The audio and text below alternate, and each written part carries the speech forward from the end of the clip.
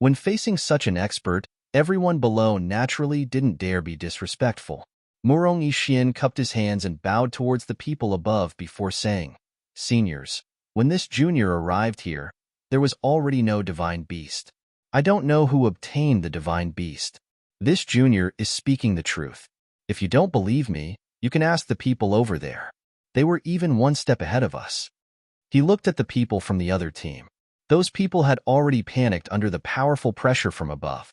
Naturally, they didn't dare to hide anything. "Yes, yes, yes. When we came here, we didn't see the divine beast. We don't know where the divine beast went. If we got the divine beast, we wouldn't dare to deceive the venerables. 2. Even if he was given 100 guts, he wouldn't dare to deceive a cultivator." Chapter 38.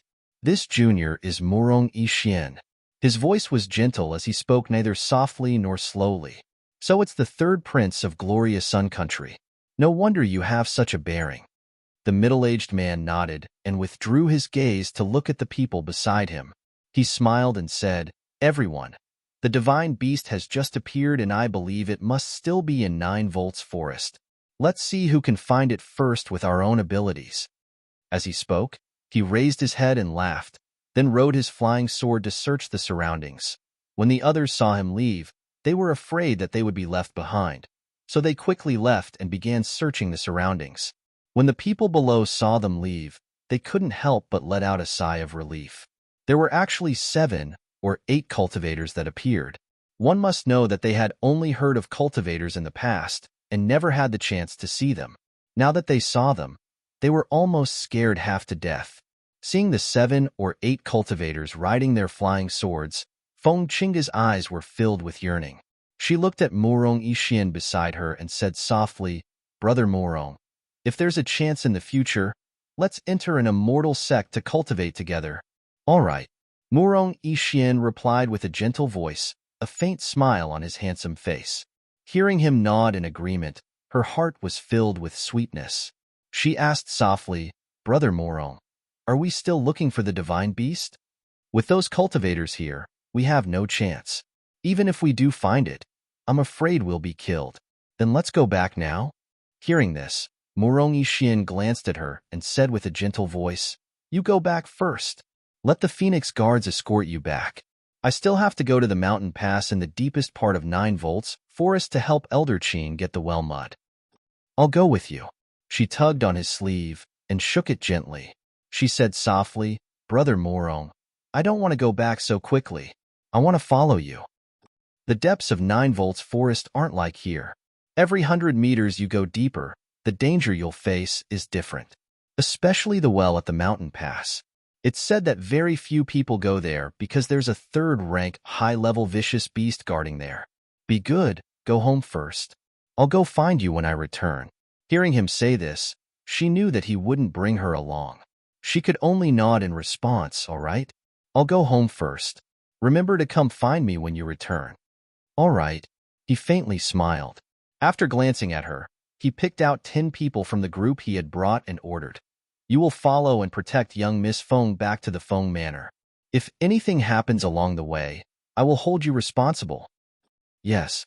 The 10 of them answered respectfully and walked behind the Phoenix guards. When Feng Qingge heard his words, she felt a burst of sweetness in her heart.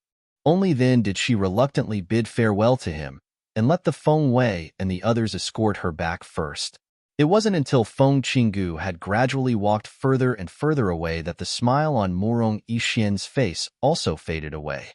His serene and calm gaze deeply looked at their departing figures, then he closed his eyes, concealing the contemplation and brilliance in his eyes. On the other side, Fengjiu, who had heard the commotion behind him, jumped and rolled down the slope. He held the golden egg in his arms with one hand and pressed his body against the mud wall behind him. He tried his best to use the weeds in front of him to hide himself so that he wouldn't be discovered. In the span of a few breaths, a cultivator stepped on a flying device and flew across the sky. His eyes scanned the forest below, looking for suspicious things. Fengjiu pressed against the mud wall and didn't move at all. He even held his breath. It wasn't until the figure in the air gradually disappeared that he let out a soft sigh. Phew! That was too dangerous. This egg is troublesome. Chapter 39. She reached out and knocked on the egg, only to hear a knocking sound. She thought, this egg can't be hidden. As soon as she meets someone, it will definitely be discovered. The people flying in the air are still looking for this egg. Obviously, they won't leave so soon. If she carries this egg to Guanshaline, not to mention whether she can safely reach him, even if she does, she's afraid that she'll implicate him. What should I do? This is troublesome. She frowned, thinking of the contract method in her mind. Her eyes lit up, and she bit her finger and dripped a drop of blood on the egg. However, the drop of blood wasn't absorbed by the egg. Instead, it flowed down the egg. She widened her eyes. Didn't they say that an unborn beast can be contracted with a drop of blood? Are they lying? She didn't give up and squeezed 2 more drops of blood, but there was still no reaction. In the end, she could only give up. HM? What's that sound? She tilted her head slightly and looked around. She heard a faint sound that seemed to be coming from underground. Sure enough, when she looked down, she saw that the soil seemed to be half turned up, and there seemed to be something drilling under the soil. A burrowing mouse? It can't be, right? Even a burrowing mouse isn't that big. She put the golden egg into her bosom and wanted to jump away from the turned ground and climb up a tree. However, as soon as she poked her head out, she saw a middle-aged man not far away flying towards her on a flying sword. She was so scared that she instinctively retreated. However, as she retreated, she stepped on the loose soil and lost her balance, falling into the hole under the loose soil. She cried out in alarm. She only felt her vision turn black, and her body slid down so fast that she didn't even have time to react. Above, just as the fungio slid down, 2 burrowing mice poked their heads out from the ground. They squeaked a few times and looked around. Not long after, they dug up the soil again to fill up the exposed hole. The middle-aged man who came over on his flying sword looked around, but didn't see anyone here. He also didn't feel anyone's aura. He couldn't help but frown. Did I hear wrong? He scanned the area with his divine sense again and again, but didn't find anything. Only then did he leave on his flying sword. Underground, Fungio's scream echoed throughout the tunnel. Her body slid down, and she could not see anything in the darkness. She only knew that the tunnel was twisting left and right all the way down. Halfway down, she seemed to have kicked something fleshy. With a squeak, the fleshy thing rolled down with her. Bang! Hiss! She cried out in pain as her body slid forward. However, she didn't fall on the ground, but on the fleshy thing that had fallen first. Hiss! It hurt so much. As she slid all the way down, one could imagine the friction between her body and the burning pain all over her body. Even so, when she saw the pairs of green eyes around her in the dim light, she was so shocked that she quickly jumped up. Squeak, squeak. Squeak, squeak, squeak. Rats? Her scalp went numb. Judging from the sound, it was a rat, but the size that could be vaguely seen in the darkness didn't seem to be ordinary rats. Moreover, they were surrounding her at this moment. Thinking of the hole that was big enough to accommodate a person, and then thinking of the rats in front of her, her body tensed up. It's a burrowing mouse. Chapter 40. Squeak, squeak, squeak. There were about 45 earth-drilling mice around her, and every single one of them was terrifyingly large. Especially now that they were surrounding her, they were all staring at her and squeaking. With her strength, how was she going to resolve this predicament? Should she kill all 40 to 50 earth-drilling mice? These earth-drilling mice were clearly mutated, so it wouldn't be easy to deal with them. Just as she was thinking, she felt a gust of wind attack her. A earth-drilling mouse on the left squeaked and suddenly pounced on her. She endured the pain coming from all over her body and swept her gaze around. The dagger in her hand instantly swung out, and a faint crimson profound chi aura accompanied the dagger as it streaked through the air. With a whoosh, it pierced towards that earth-drilling mouse. It was also at this moment that the remaining 40 to 50 earth-drilling mice squeaked and suddenly pounced on her, surrounding her and tearing her apart. Hiss! The pain made her cry out in pain. The biting of 40 to 50 earth-drilling mice did not slow down the speed of the dagger in her hand. At this moment, she was like a killing god as she spun around and waved the dagger, stabbing and pulling it out. There was only one thought in her mind, and that was to survive. Squeak, squeak, squeaked. The number of earth-drilling mouse corpses on the ground increased, and the earth-drilling mice surrounding her no longer dared to approach her.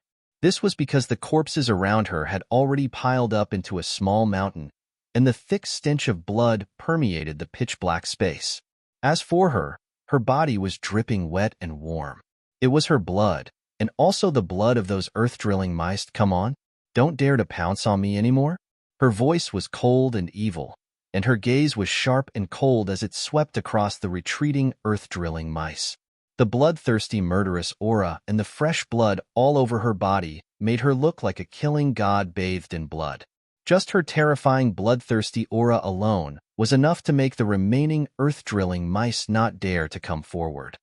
Don't dare? Heh, I haven't killed enough yet. As soon as her bloodthirsty voice fell, her figure moved, and the dagger with a cold glint and sharp aura once again pierced towards an earth-drilling mouse. Her speed was so fast that it simply did not allow it to dodge. Squeak! A mournful scream rang out, and a stream of blood splattered out. Another earth-drilling mouse died under her dagger. Creak, creak. The remaining dozen of them screamed and fled into the caves in panic. She pursed her lips and glanced at the caves. Then, she walked towards the direction where the breeze came from. Step by step, she left behind footprints. Every step left behind a drop of blood.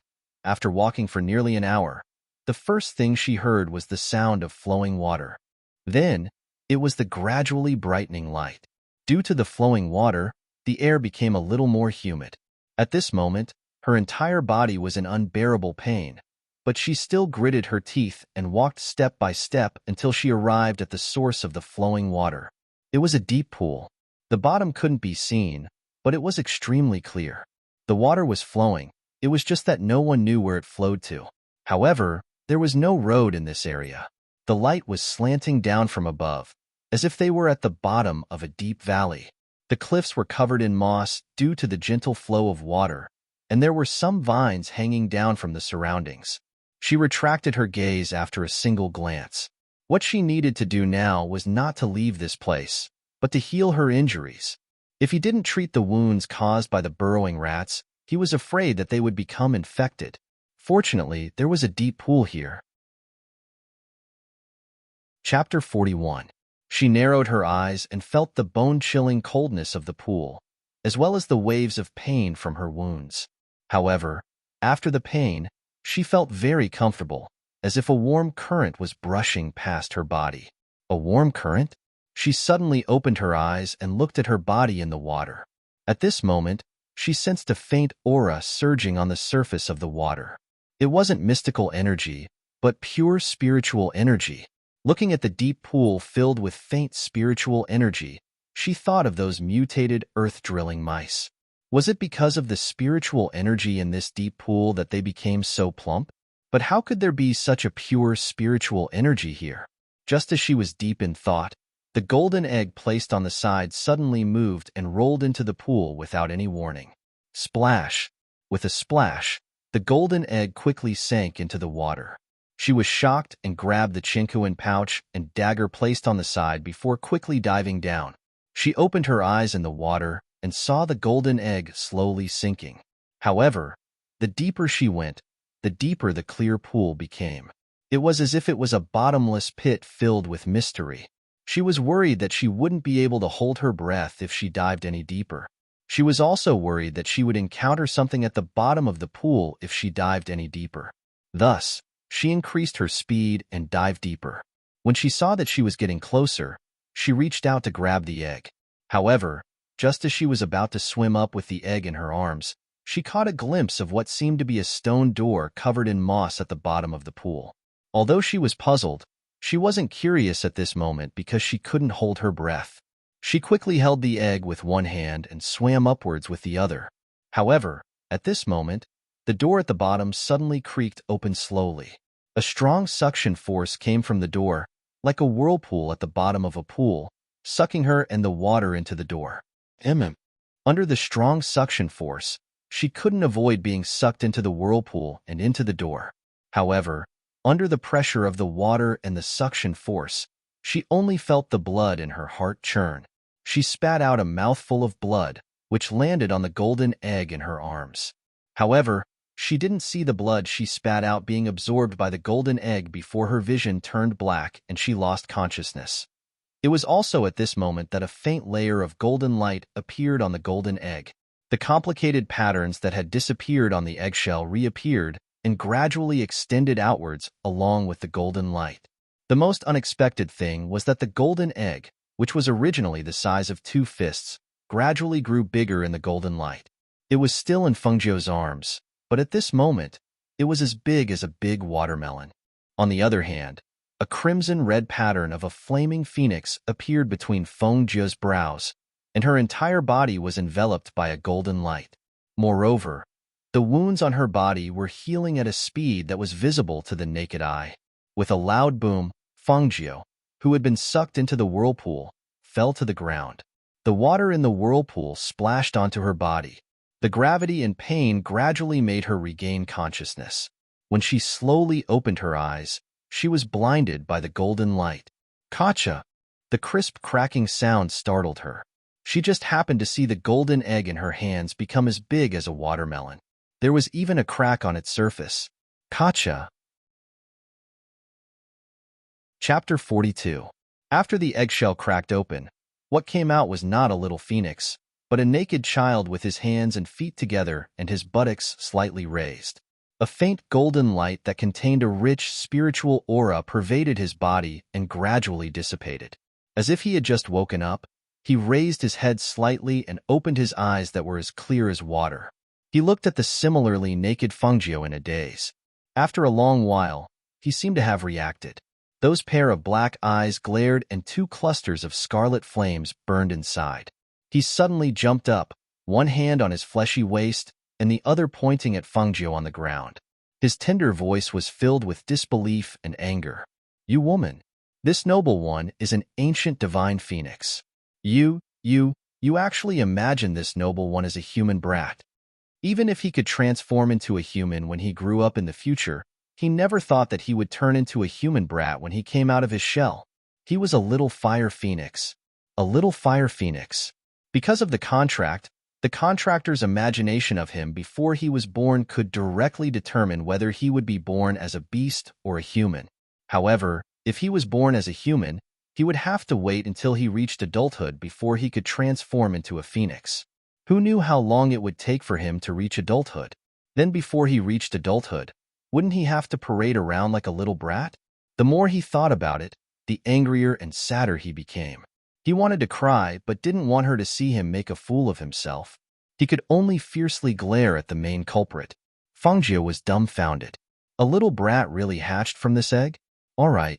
Actually, when she received the egg, she had imagined what the phoenix that hatched from this golden egg would look like. Then, she accidentally recalled the cute appearance of a chubby little brat. Right now, she saw this little brat with one hand on his fleshy waist and the other glaring at her. His bare little body and his little elephant trunk swayed in front of her. Her hands itched, and she reached out to flick that little elephant trunk. What are you doing?" A certain arrogant little fire phoenix finally remembered his bare appearance. His little darling being teased made him both embarrassed and angry. He hurriedly retreated a few steps and covered his body with both hands. You shameless woman!" He roared in anger and shame. His delicate little face was flushed red, but his young and tender voice didn't make his roar sound intimidating at all. At this time, as if he just saw her naked body, he quickly covered his eyes with one of his hands and turned around. "You're not wearing clothes." This time, even his ears began to turn red. Fengjiu glanced at the overreacting kid and continued to tease him. "I can see your little butt. You shameless woman. Shameless, shameless." He was so anxious that he stomped his feet, but he didn't know how to scold her. All he could do was shout, "Shameless." Fengjiu was amused and couldn't help but chuckle.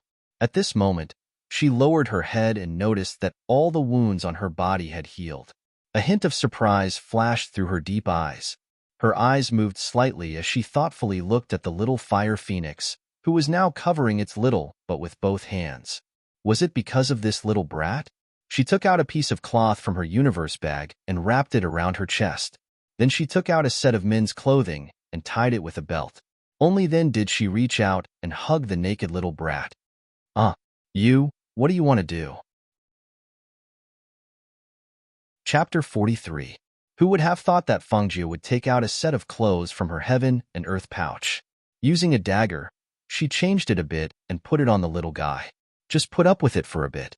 When we get out, I'll buy you a red doo-doo to wear, she said with a smile. As she spoke, she even slapped his chubby little butt. All right. She turned him around and looked at the angry little guy, feeling that it was very interesting. This senior won't wear that plaything, he muttered, looking at the woman who kept touching and slapping his body with annoyance. I thought that after the egg cracked open, a phoenix would come out. I never thought that it would turn into a little brat. AI, then will you become a phoenix? She asked curiously. It would have been better if she didn't mention it, but once she mentioned the arrogant little fire phoenix, he became angry. You still have the nerve to say that. This senior is an ancient divine beast, but this senior was born in the form of a human. This is all your fault. Fengjie rubbed her nose. How would I know that my random fantasy would come true? Humph. He gave a heavy snort. Crossing his arms in front of his chest, he angrily turned his head away, not looking at her. Fengjie smiled without caring. She stood up and looked around. I never thought that there would be a place like this at the bottom of the lake. Thinking about the suction force that pulled her in, her brows slightly knit together. I really don't know how such a woman became my contracted master. She's ugly, weak, and likes to touch people's butts. She's a completely perverted woman. At this time, the little fire phoenix was hugging the eggshells and eating them. As he ate, he muttered to himself. From time to time, he would throw a resentful look at Fengjie. Fengjie didn't know whether to laugh or cry. She reached out and flicked his little head. Little guy, whether you're willing or not, you're already my person. From now on, you'll follow me. As she said this, she looked at him with a strange gaze. Also, are you that hungry? You can even eat those eggshells? Little fire phoenix rolled her eyes and turned her head away arrogantly, ignoring her. His eggshell was good stuff. Eating it could not only increase his strength, but it could also increase his body's nutrition. That woman didn't know anything. She was an idiot. All right, let's go. Let's see what's so special about this place that it has such a suction force that could suck us in, Fengjie said as he walked inside. It could be seen that this was a secret palace that had been abandoned for many years. However, it was unknown how this secret palace was not submerged by the water at the bottom of this deep pool. Little fire phoenix hugged the eggshell and ate as he followed behind her. From time to time, he would look at the figure in front of him. He felt that this woman was very strange. She was very weak, but she didn't panic even in such a place. I've waited for so many years, and finally, someone has come. The heavens haven't forsaken me. The heavens haven't forsaken me. Ha ha ha ha. Suddenly, a deep and arrogant voice came from the secret mansion. The excitement in the voice caused a powerful pressure to vibrate and reverberate in the air. What was strange was that she didn't feel the slightest discomfort when she saw the powerful pressure that was visible to the naked eye rippling in the air like water. Was it because she had contracted with the ancient mythological beast, the fire phoenix? Thinking of this, she couldn't help but look at the little guy behind her who was gnawing on the eggshell. Chapter 44. Why are you looking at me again? The little guy glared at her. Fengjie smiled, then suddenly turned around and pinched his tender little face. What should I do if I like you more and more? Hearing this, the little fire phoenix's eyes widened in surprise. His delicate little face flushed red. He tried his best to look angry, but his expression was somewhat bashful, and his face was 3 parts shy and 7 parts uncomfortable. You don't think that I'll change my opinion of you just because you said that. You're an idiot. I won't like you. Also, don't touch me all the time. You're not like a woman at all.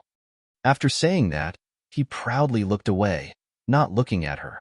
Fengjie smiled. She felt that this little brat's awkward and shy appearance was really cute. Little girl, Come here. Let me have a good look. That deep and arrogant voice resounded once more, and this time, it was accompanied by a suction force that sucked Feng Jia's entire body into it. Stupid woman. After eating the eggshell, the little fire phoenix was wiping his hands when he saw her being sucked in by a force. He couldn't help but cry out in alarm and quickly followed. Feng Jia only felt that she couldn't move and couldn't even shout. In the blink of an eye, she was sucked in and arrived in front of a skeleton. In the next moment, a force invaded her meridians. She felt that under the invasion of that force, her whole body was exposed under the sun. There were no secrets to speak of. When the little fire phoenix caught up, he bumped into a layer of enchantment and was isolated outside. He couldn't get close to Feng Jia. Seeing her standing motionless in front of the skeleton, he panicked and shouted, Stupid woman, how are you? Profound spiritual body? It's actually a profound spiritual body? Ha ha ha ha. I, Chu Batian, actually encountered a profound spiritual body that's hard to come by in 1,000 years? Ha ha ha. The heavens didn't abandon me. The heavens didn't abandon me. Ha ha ha ha. Feng Jia could only hear the excited laughter. The force binding her was released, and she fell to the ground weakly, facing the skeleton in front of her. Feng Jia didn't feel any killing intent or malice, only the excited voice. Therefore, he wasn't worried. He turned to the little fire phoenix who was outside the bounded domain and said, I'm fine. Don't worry. After all, the two of them had a soul contract. After the little fire phoenix calmed down and sensed that she was fine, he snorted and said uncomfortably, Who's worried about you? But his eyes still couldn't help but look inside the enchantment to check on her condition. Knowing that he was lying, Feng Jia did not mind. Instead, he focused on the skeleton in front of him and called out tentatively, Senior? At this moment, a shadow appeared on the skeleton. A middle-aged man wearing a black robe floated in mid-air. He looked down at Feng Jia with a sharp and oppressive gaze. You have a profound spiritual body. Little girl, you're not simple. Not only did she have a profound spiritual body that's hard to come by in 1,000 years, but she was also the contracted master of the ancient divine beast, the fire phoenix. How could such a little girl be ordinary? Chapter 45. Profound spiritual body? Feng Jia looked at the figure in astonishment and asked, Is the profound spiritual body very rare? Forgive her for not being in this world for long, and there were many things she did not know about cultivation. She had never heard of the profound spiritual body. The profound spiritual body is a cultivation genius. Not only can you cultivate Xian Qi, you can also cultivate spiritual Qi. Furthermore, your cultivation speed is 10 times faster than others. The middle-aged man looked at her with a smile and continued, In other words, if others take 10 years to cultivate to Xian Qi martial master, then you might be able to cultivate to the martial master level in a year. This kind of cultivation speed can be called a genius. Hearing this, Feng Jia was startled and said, That can't be right. I've tried to cultivate spiritual qi into my body, but I didn't feel any difference in my body. I didn't have the kind of cultivation speed that Senior described. She had spent a lot of time cultivating spiritual qi into her body. Furthermore, the Xian qi in her body was not enough. That's because the profound spiritual qi in your body has not been opened. He stared at her with a burning gaze. I hope that you will take me as your master. This way, I will open your profound spiritual qi and help you cultivate. If it was anyone else, hearing such a strong person say that he wanted to take them as his disciple, they would probably agree without hesitation. However, Feng Jia raised her eyebrows after hearing this. She looked at the old man and did not speak for a long time. You're not willing? Seeing that Feng Jia did not react with joy, he frowned and released his spiritual qi. However, he found that his spiritual qi did not have any effect on someone like her who had a contract with an ancient divine beast. He gave up and sighed. You don't have to worry about my motives. I only hope that after you become my disciple, you can help me with 3 things. Hearing this, Feng Jia thought for a while before saying, Senior, please tell me. If it is within my ability and does not go against my style of doing things, I can agree. Hearing this, the middle-aged man laughed loudly. Good. I see that you are also a casual person. Your temperament is somewhat similar to mine. Fangzhou smiled and said nothing. Little girl, I used to be the palace master of the Tianyuan Palace, Chubatian. When I was in my prime, no one dared to oppose me. As long as I think it's right, I'll definitely do it. Back then, he told Fangzhou about his life in detail. Fangzhou also listened attentively. From his words, he knew that he was a willful person, but because he was too willful, he was regarded as an evil demon by the orthodox immortal sections. He had a treasured sword that could cut through iron as if it were mud, named Qingfeng. A righteous immortal had coveted his Qingfeng treasured sword and slandered him for massacring a mortal village, causing him to be hunted down by powerful cultivators from all over the world. As a martial emperor, he was not afraid of those cultivators who were weaker than him. However, they had captured his clansmen and threatened him. As a result, he had escaped with serious injuries and died in the end. For so many years, he had been waiting for a fated person to come here and receive his inheritance, rebuild the Tianyuan Palace for him, and fulfill his wish. The first thing is to rebuild the Tianyuan Palace. What about the second and third things? The second thing is to enter the Thousand Sword Tomb and retrieve the Qingfeng sword. As for the third, Chapter 46. Hearing that the request was reasonable, Fangzhou nodded and asked with a smile, since it's an apprenticeship, is Senior only going to help me open my Xianling meridians? If there weren't any practical benefits, she would have been at a disadvantage. Ha ha ha, of course there's more than that. The middle-aged man laughed, looking at Fangzhou with admiration. Hearing this, she didn't say anything else. Instead, she knelt down and bowed. Master, please accept a bow from your disciple, Fangzhou. Saying so, she respectfully kowtowed. Good, good, good. I, Chubatian, finally have a disciple. Ha ha ha ha. He laughed excitedly. Girl, take away the third brick on the left side of my skeleton. There's something I want to give you inside. Okay, Fangzhou replied and knocked on the third brick. It was indeed hollow. Using a dagger, she pried open the brick and took out a small wooden box. Master, why can't I open it? The small wooden box wasn't locked, but she couldn't open it. That's a seal I placed on it. Normal people wouldn't be able to open it. Chubatian said with a smile. With a wave of his hand, a ray of light shone on the box. All right, take out the thing inside. Fangzhou opened the box again, but this time, it opened easily. However, there was only an inconspicuous ring with some embroidery on it. Frowning, she asked, Master, is this the treasure you were talking about? She took it out and looked at it, but couldn't see anything special about it. Haha, I really don't know where you came from. Haven't you heard of spatial rings? Chubatian shook his head and laughed. Don't look down on this ring. It's not an ordinary spatial ring. Aside from being able to store things, it's a world of its own. Even living things can be placed inside. Also, the time when food is placed inside is still, so it won't spoil. It's that amazing? How did Master get such a treasure? This should be even more priceless than the Qingfeng sword. With something like this, who would want his Qingfeng sword? I got this spatial ring by chance. Back then, I only thought of it as an ordinary item, so I didn't know it was a spatial ring. After all, it's impossible to find a spatial ring in this place. It was only after I was heavily injured that I dripped a drop of my blood into the ring that I knew it was a spatial ring. Speaking up to here, he paused and continued, ever since I died, the soul contract with the ring's soul. You only need to drip a drop of blood to bind it, and you'll be able to enter it. There are all the treasures and treasures that I've collected in my life. These are all the treasures I've left for you. I can't to myself to enter the spatial ring? She thought. Chubatian's right. If I to Chubatido the spatial ring to Batian to be to hide to hide to hide. Chubatian didn't know what Chubatian was thinking. If he knew, he would definitely be pissed to death. How could she only think of using such a treasure to hide? The owner of the spatial ring can enter it.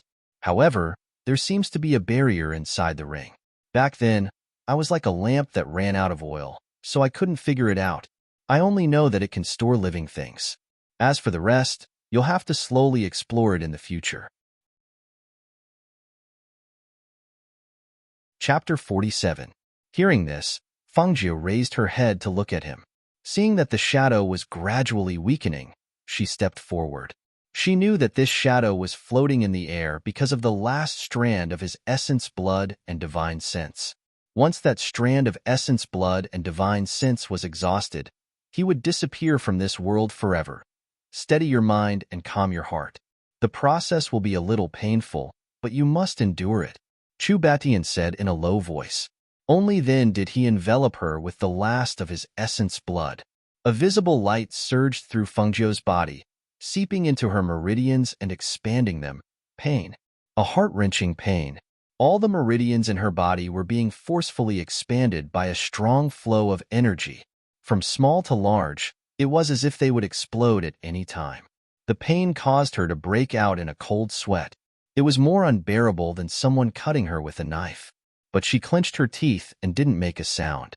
Her hands were tightly clenched into fists, her nails piercing into her palms, causing traces of blood to seep out. Little Fire Phoenix, who was outside the enchantment, saw her pale face. It was a little worried and paced back and forth outside. It wanted to make a sound but was afraid of disturbing her. It could only watch her suffer the pain of her tendons expanding. About an hour later, the aura that had enveloped her finally dissipated, and she fell to the ground weakly, gasping for air. Seeing this, Little Fire Phoenix was a little anxious. He hurriedly shouted, "Stupid woman, how are you?" Fangjiu endured the weakness in her body and stood up. Looking at the shadow, she asked, "Master, how are you?"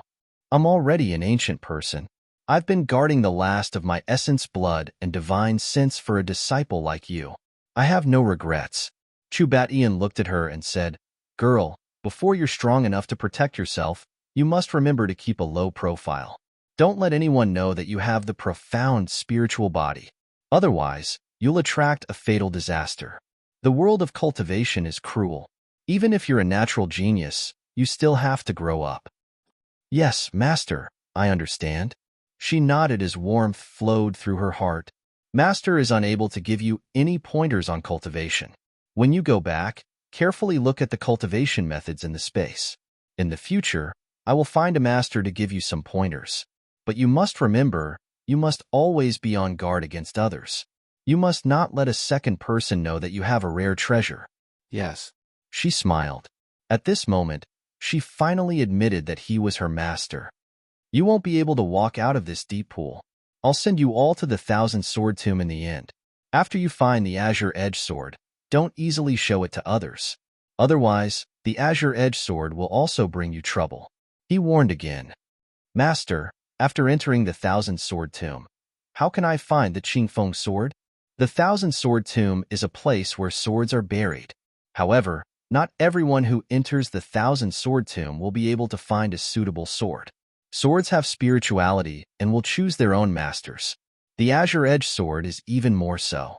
He paused for a moment before continuing. "However, you have a strand of my essence blood. This strand of essence blood can help you sense the location of the Azure Edge Sword. However, whether or not you can obtain the Azure Edge Sword's approval will depend on you. If you can't obtain the Azure Edge Sword this time, in the future, you must take it out of the Thousand Sword Tomb." "Yes," she responded and saw him wave his hand. The enchantment dissipated and the Little Fire Phoenix ran in. Chapter 48. When Fangjiu regained her senses, she and Little Fire Phoenix were already in the sword catacomb.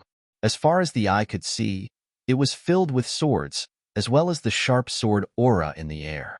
She lowered her head to look at the little fellow who was tugging at the corner of her clothes, then opened her hand to reveal an unremarkable ring. She bit her finger and dripped a drop of blood on it. The originally embroidered ring flashed with light and actually returned to its original state, but it was still unremarkable. She put the ring on her finger, and it automatically became compatible with her finger. She injected her divine sense into it, and sure enough, it was as her master had said. There was a space inside with many spells and treasures. When she wanted to explore further, she found that she was blocked by a force. She stopped her senses and did not explore further. Instead, she looked at the mountain of swords inside. We actually have to find the green-edged sword among so many swords? Looks like it's not that easy. Even if we can't find the green-edged sword, we can still find something else. There are many good swords in the sword catacomb. Little Fire Phoenix instinctively continued her words. However, when he spoke, he seemed to have thought of something. He glared at her and said arrogantly, "Don't think too much. I'm not thinking for you." "All right, all right, all right." Fengjiu smiled and held his soft little chubby hand and walked inside. "Let's go. Since we're here, let's walk around. If we don't find a suitable sword in 6 hours, we'll be sent out. We have to hurry." Little Fire Phoenix groaned awkwardly when she held his hand, but he did not shake her hand off. Instead, he allowed her to lead him inside. The surrounding swords emitted sharp sword aura. They were all inserted into the ground, and some of the blades had already been embroidered. After walking for a while, she still could not sense the whereabouts of the green-edged sword. Thus, she wanted to try and see if it was really as her master had said, that swords choose their masters. She grabbed a sword and tried to pull it out. However, the sword was firmly inserted into the ground and did not move at all. She wanted to try again, but she felt a cold sword aura shoot out from the sword, causing her to immediately withdraw her hand. "TSK, it's really amazing," she said curiously, and the light in her eyes grew brighter. "What's so amazing about it?" "The swords of the sword catacomb have always been like that." Little Fire Phoenix pursed his lips and looked up at this stupid woman who was completely like a layman. He frowned and said, "You're not really planning to slowly search here, are you?" Upon hearing this, Fengjiu was stunned. "What else?" Little Fire Phoenix looked at her with disdain. "You're really stupid." Being looked down upon, Fengjiu felt helpless. Who asked her to be so ignorant? Didn't that person leave you a strand of essence chi? Close your eyes and try to sense if there's any aura of the azure-edged sword in the surroundings. Will this work? The little fellow raised his chin and said in a deep voice, "The Qingfeng sword is not an ordinary sword. Furthermore, you have a strand of its previous owner's blood essence. Of course you can sense its location." "I'll give it a try." She did as she said. Fengjiu immediately closed her eyes and did not think about anything. She only quietly sensed the sword aura in the sword tomb. After about half an incense stick's time, she suddenly opened her eyes. Her eyes were filled with surprise. Chapter 49. She brought the little Fire Phoenix to the place where the azure-edged sword's aura was emanating. It was a small mountain top, and there were all kinds of treasured swords on it. The azure-edged sword was at the very top of the mountain top, and at this moment, there was a sharp sword aura floating on the sword, and a low sword hum entered her consciousness, causing her mind to tremble. Is that the azure-edged sword? She stared at the sharp sword emitting a cold light at the top of the hill, and she felt her blood boiling. This feeling was very strange. Buzz. A sword hum was transmitted into her ears. Standing at the bottom of the hill, she saw the azure-edged sword at the top of the hill vibrating. The sword hum was emitted from the sword's body, as if it was howling excitedly. The sword aura on the sword's body became sharper until the azure-edged sword was pulled out with a whoosh and slashed down at her from the top of the hill. The little Fire Phoenix was slightly surprised at this scene. A spirit sword would choose its master, but it was rare to see a spirit sword like this that didn't even need her to pull it out. He looked at her with a strange gaze, but he couldn't tell what was so special about her. Whoosh! The long sword fell to the ground, and the tip of the sword pierced into the ground, just right by Fengjiu's right hand. Fengjiu reached out and grasped the azure-edged sword. He felt a strong vibration accompanied by a sword hum from the sword's body, reaching his soul. He used a little strength to pull the sword out. With a whoosh, the sword emitted a cold light, and the originally rusty treasured sword looked as if it was newly forged. Seeing the sword's body emitting a faint green light, and the 3 words engraved on the sword's body emitting a layer of cold light, she couldn't help but praise, "What a good sword." With a twist of her hand, she waved the sword, and the biting cold sword aura cut through the air, extremely sharp. Master must have never thought that the azure-edged sword would choose me as its master. She smiled lightly, and put the azure-edged sword into her interspatial ring. Only then did she realize that it hadn't even been 6 hours, and they still couldn't get out? Since we can't get out now, why don't we find a place to sit for a while? It's a good opportunity for me to see what kind of books there are in the space. As she spoke, she led the little fire phoenix to a place where the sword chi wasn't so strong. Just as she was about to take out a book that could conceal one's aura from her space, she suddenly felt the little fellow's gaze on her face. She looked up and asked with a smile, "What's wrong?" Caught peeking, he quickly averted his gaze and averted his eyes in embarrassment, not daring to look at her. But he couldn't resist the curiosity in his heart, so he hesitated and asked, "Why are there so many scars on your face?" Now that he mentioned it, she remembered that she had been soaked in the water for a while. The medicine on her face had long been washed clean, revealing her scarred face. She reached out and touched her face. "A bad woman took a knife and scratched my face." Her tone was a little careless, but the coldness in her eyes was hard to detect. Little Fire Phoenix frowned. "Then you won't fight back?" "I can't beat her," she said with a smile. She thought to herself, she wasn't the same person back then. If it was her, she wouldn't have ended up in this state. "That's why you don't believe me when I say you're weak. But that's fine. As long as this lord is strong, this lord will protect you in the future." Chapter 50. Hearing his words, Fengjiu's eyes carried a smile as she reached out to pinch his tender little face. "Didn't you dislike me a lot? This sovereign does dislike you, but you're my person. This sovereign can bully you, but how could I let others bully you?" The little fellow spoke in a spirited manner, but it was a pity that his tender voice was so soft that it didn't have any power at all. "With your small body?" She raised her eyebrows and revealed a light smile. "You'll probably fall with a single push." Seeing that his strength was being doubted, he immediately stood up and loudly said, "This sovereign is the ancient divine beast Flame Phoenix. Although I'm still in my infancy, this sovereign has received an ancient inheritance, so my strength is very strong." Good, good, good.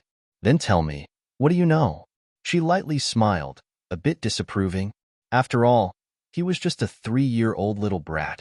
How strong could he be? "Don't look at this sovereign's child appearance. This sovereign's strength is even stronger than a nascent soul cultivator.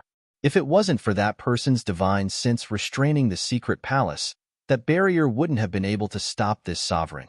The little fellow slightly raised his chin, looking at Fengjiu with an expression that said, "I'm very strong." She couldn't help but slightly raise the corner of her lips as she looked at him with a gaze of worship. "So you're actually this strong?" "Of course." His face was full of pride and his eyes were in high spirits. "But no matter how strong you are, you're still only my contracted beast. I'm still your master." She smiled as she reminded him of the fact that he wanted to forget. Sure enough, she saw his entire body wilt as he looked at her with hidden bitterness. "That's right. Why don't you enter the space first? Otherwise, a little brat like you will definitely attract attention if you appear in the 9 volts forest. If those cultivators find out that you're the little fire phoenix, then it'll be terrible." Because when her master sent them over, he said that they would still appear in the 9 volts forest after leaving the sword tomb. Because they were originally under the 9 volts forest, he could only send them out of the water, but he couldn't send them out of the 9 volts forest. The little fire phoenix who originally wanted to refuse reluctantly nodded after hearing her words. Because her strength was too weak, and although he was strong, it would be troublesome if he went out and attracted attention. "Good girl." Seeing him nod, Fengjiu picked him up and kissed him.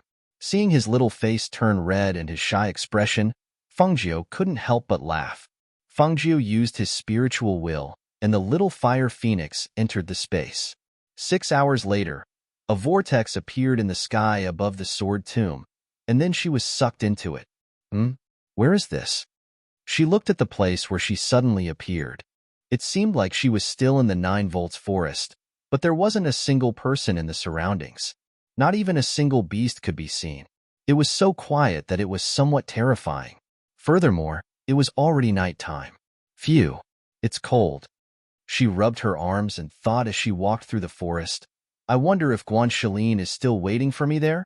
After walking for a while, they suddenly heard the sound of fighting. Fight? Her eyes flashed with surprise. She immediately held her breath and quietly searched for the voice. When he arrived behind a large tree and poked his head out to take a look, he couldn't help but blink his eyes in astonishment when he saw the familiar figure. Uncle? It was actually him again? Counting the previous 2 times, this was the 3rd time they met. She and he were indeed fated to meet 3 times in just a few days. Chapter 51.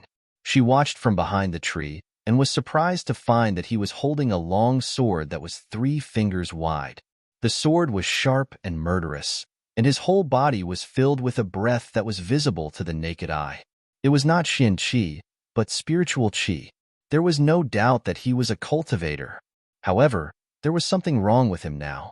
Although he was trying his best to suppress it, what was the layer of white frost that condensed on his beard, eyebrows, and face if it was not frost?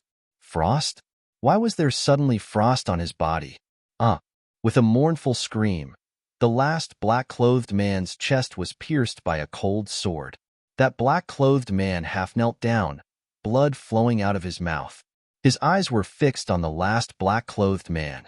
He opened his mouth, wanting to say something, but no words came out. In the end, he fell down without even taking a breath. At this time, Ling Mohan's body was trembling slightly, as if he was frozen. He stood there quietly, like an ice sculpture. The cold air that permeated his body was like 1,000-year-old ice. She could feel the coldness even though she was hiding 10 meters away. Bang! He fell straight down, his body trembling on the ground and gradually curling into a ball. Not only that, the frost on his face seemed to be thicker and thicker. Seeing that the situation was not right, she quickly ran over. "Uncle? Uncle, what's wrong with you?" She came to his side and squatted down. She was about to help him up, but when she touched him, she felt a piercing cold. Hiss! It's so cold.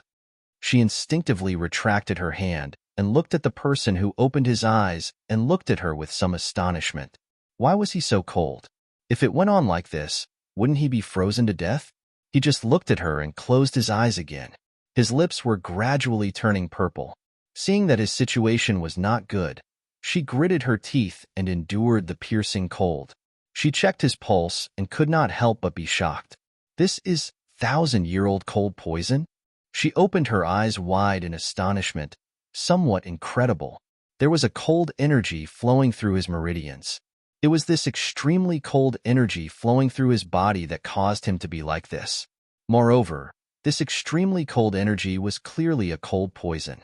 Moreover, it was not an ordinary cold poison, but 1,000-year-old cold poison. Suddenly, he heard a faint sound of movement in the night, as well as a murderous aura. Judging from the movement, there were no less than 20 or 30 people. Her eyes turned cold as she calculated in her heart. Seeing that there was no place to hide, she injected her profound chi into her finger and pointed it at his fainting point. In the next moment, she used her divine thought to bring him into her space. The moment the two of them disappeared, 30 men in black surrounded them with swords in their hands. The leader frowned when he saw the dead men in black. His voice was gloomy and filled with hostility. His aura was still here just now. He couldn't have gone far when the frost poison flared up. "Search." "Yes," the black-robed men replied in unison. Then, they split into several groups and flew in different directions. At this time, in the space, little Fire Phoenix was glaring at Fengjiu angrily. She didn't expect that she would bring in a man who was emitting a bone-chilling aura. At this time, Fengjiu had no time to pay attention to him. He was busy using his chi to protect Ling Mohan's heart meridian. If his heart meridian was also frozen, then he would not be far from death. Chapter 52. At this time, Fengjiu's face was no longer as lazy as it usually was. She put one hand on his chest, and with a serious look in her eyes, she said firmly, "He helped me. I can't let him die." Little Fire Phoenix was stunned by her expression and could only ask in a small voice, "How do you want to save him? This 1,000-year cold poison is something that even I can't help with." "No, you can help." Fengjiu suddenly revealed a meaningful smile. Hearing this, little Fire Phoenix blinked his eyes and was a little curious. Just as he was about to ask what she meant, she unbuttoned his clothes, revealing his chest that was suffused with white frost. She injected profound energy into her hands and pressed on the acupuncture points on his body. "Come here." She suddenly stopped and looked at little Fire Phoenix. What are you doing?" Although he didn't understand, little Fire Phoenix still stood up and walked over to her side. Fangio gave him an unbelievably gentle smile, causing goosebumps to rise all over his body. But in the next moment, he let out a scream. My hand. My hand is bleeding. You woman, what are you doing?" He looked at her angrily, his heart full of grievances. "Lend me some of your blood. It's just a small wound. I won't need much blood." She pulled his little hand to Ling Mohan's lips and dripped the blood from her finger into his mouth. As soon as the blood of Fire Phoenix entered his mouth, the cold poison in his body gradually dissipated, as if it was being suppressed. His body surged with heat, and that heat eased his stiff body. His body, which was originally curled up into a ball, was no longer curled up. Is this sovereign's blood that useful? At this moment, he finally understood the meaning behind her previous words. Seeing that he had finally recovered, Fangju sighed and explained, "You are the ancient Fire Phoenix. Fire Phoenix's blood is the hottest. Naturally, it can suppress the cold poison in his body." As she spoke, she patted his little head and smiled. "Thank you so much. You helped me return the favor." "Humph." Little Fire Phoenix turned her face away awkwardly, but she was very happy because of her words. "How long do you plan to keep him here? What if he wakes up? There are people chasing after him outside. I'll bring him out once those people are far away. His cold chi has been suppressed, so he should be waking up soon. With his ability, as long as he wakes up, he should be fine." Little Fire Phoenix didn't say anything else, and just as she said, Fangio brought him out and placed him on the grass after an hour. "Uncle, I've saved your life. I still have something to do, so I'll take my leave now." Seeing his eyelashes move slightly, she knew that he was about to wake up. She immediately used a strange footwork to rush into the forest.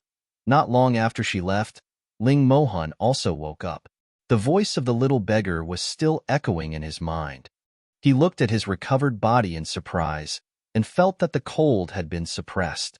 He was shocked and looked around, but the little beggar was nowhere to be seen.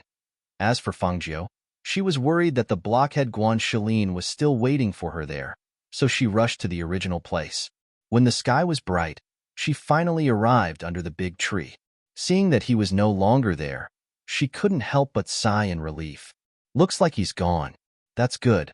I don't have to worry about him waiting here like a fool." Chapter 53. When she heard the sound, her expression changed slightly, and she immediately dashed in that direction. However, when she arrived and saw the scene, she was stunned.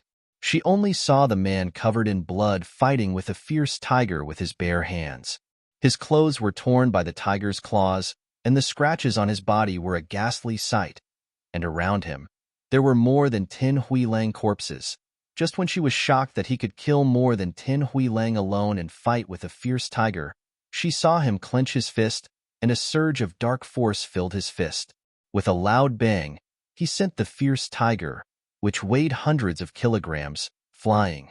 "Oh, war!" The fierce tiger screamed and fell heavily to the ground, rolling a few times. Even the sound of its head being broken could be heard. "Little brother!" Guan Shilin, who turned around, cried out in surprise. He wiped the blood on his face and ran over excitedly. "Little brother, I thought something happened to you. Be careful." Before he could finish his words, his expression changed. He cried out in alarm and threw himself at him, pushing him away forcefully with both hands. He was so fast that Fangio, who had turned around after sensing the danger behind her, couldn't dodge in time and was pushed to the ground. "Oh, war!" Hiss. The fierce tiger's roar was accompanied by Guan Shilin's screams. "Little brother, run, run!" The sudden turn of events stunned Fangio. She looked at Guan Shilin, whose shoulder was bitten by the fierce tiger and was dripping with blood. Her eyes turned red, and she suddenly jumped up, pulled out her dagger, and rushed over. Damned beast! She pounced forward and grabbed the fierce tiger's fur, and the dagger in her hand pierced into its neck. Oh, whoa! The fierce tiger screamed in pain, but it refused to let go of the person in its mouth. It wasn't until Fengjiu's dagger once again pierced into its head that the fierce tiger fell to the ground, twitching on the verge of death. Guanxilin? How are you, Guanxilin? She hurriedly pried open the web between his thumb and index finger and pulled him out. Looking at his shoulder that was bleeding profusely and his right arm that was hanging limply, her heart trembled slightly. Such an injury. His hand out, little brother. Are you hurt? He asked worriedly in a weak voice. Hearing his words, her heart clenched tightly. Her heart ached and her eyes became slightly hot. She could only take out medicine to stop the bleeding and sprinkle it on his wound while cursing. Do you think your life is too long? Who asked you to save me? I could have avoided it. So why did you push me? No one had ever stood in front of her without any regard for their own life. But he, this foolish blockhead, had done so. What an idiot. He was so stupid. But for the first time, a corner of her cold heart was shaken. A strange feeling made her heart ache, and her slightly hot eyes seemed to be covered with a layer of mist. She couldn't see his face clearly. I'm sorry. I was in a hurry and forgot. He pulled out a simple and honest smile. But because his injuries were too serious, his face was too pale, and his body was covered in blood, he looked like he could die at any time. Little brother, don't cry. I'm fine. I'm just a little tired. I want to sleep for a while. Chapter 54. The warm sunlight shone into the forest and onto Guanxilin's face. He frowned slightly and moved the fingers on his left hand. After a while, he slowly opened his eyes and stared blankly at the sunlight that shone through the leaves above his head. You're awake? The soft voice made Guanxilin startled. Little brother? He wanted to sit up, but the wound on his body was pulled and he gasped in pain. You're still injured. Don't move. Fengjiu held him down and looked at him with a complicated gaze. You don't even know my name. Why did you protect me with your life? Little brother, are you angry? He looked at him nervously. Answer me. Seeing his serious expression, he could only say, I'm older than you, and you're my little brother. If there's any danger, of course I have to protect you. Fengjiu was slightly startled. He didn't expect such a simple reason. Little brother, my name is Fengjiu. She suddenly opened her mouth and looked at his stunned face. And I'm a girl. www. This time, he was so shocked that he stuttered. No matter how he looked at him, he didn't look like a girl. Which girl would dare to face a pack of wolves alone like him? Moreover, he always thought that he was him, and never thought that he was actually her. Looking at him stupidly, her eyes flashed. The bone in your right shoulder was bitten off by that beast. Oh.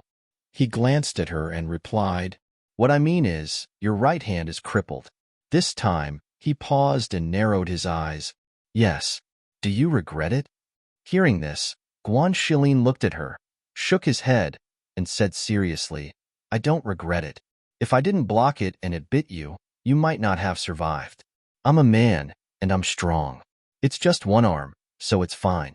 I can't hold a sword with my right hand, so I'll practice with my left hand.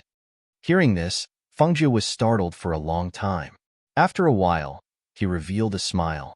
You really are an idiot. Little brother, no, Xiaojiu, I'm not stupid. I'm just more honest. He grinned and chuckled, not at all dispirited by his crippled right hand. Would an honest person say that he's honest?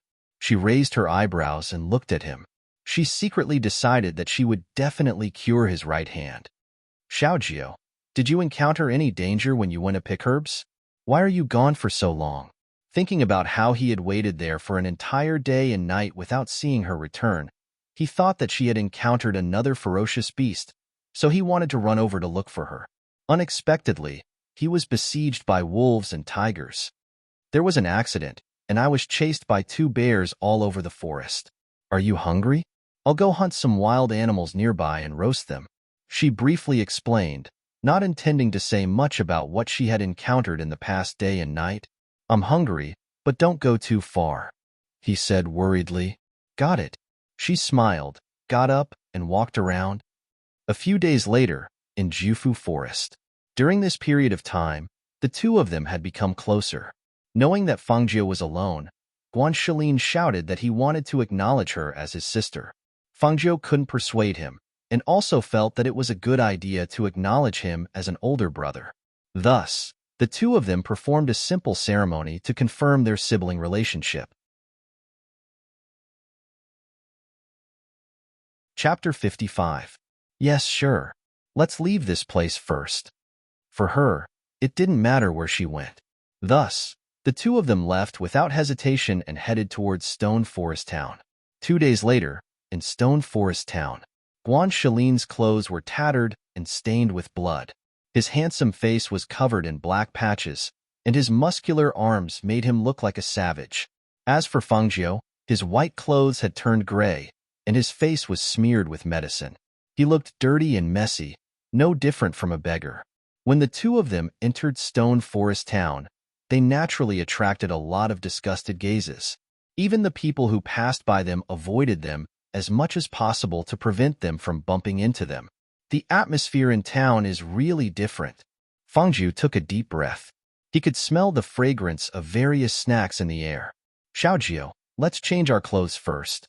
Otherwise, the inns won't let us in, Guanxilin said as he tugged at his tattered clothes. Okay, let's see if there are any ready-made clothing stores nearby. As she spoke, she looked around. Suddenly, her gaze fell on a certain spot. She pulled Guanxilin over and said, Over there.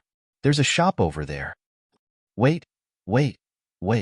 He hurriedly pulled her back and asked in a low voice, Xiaojiu, do we have money?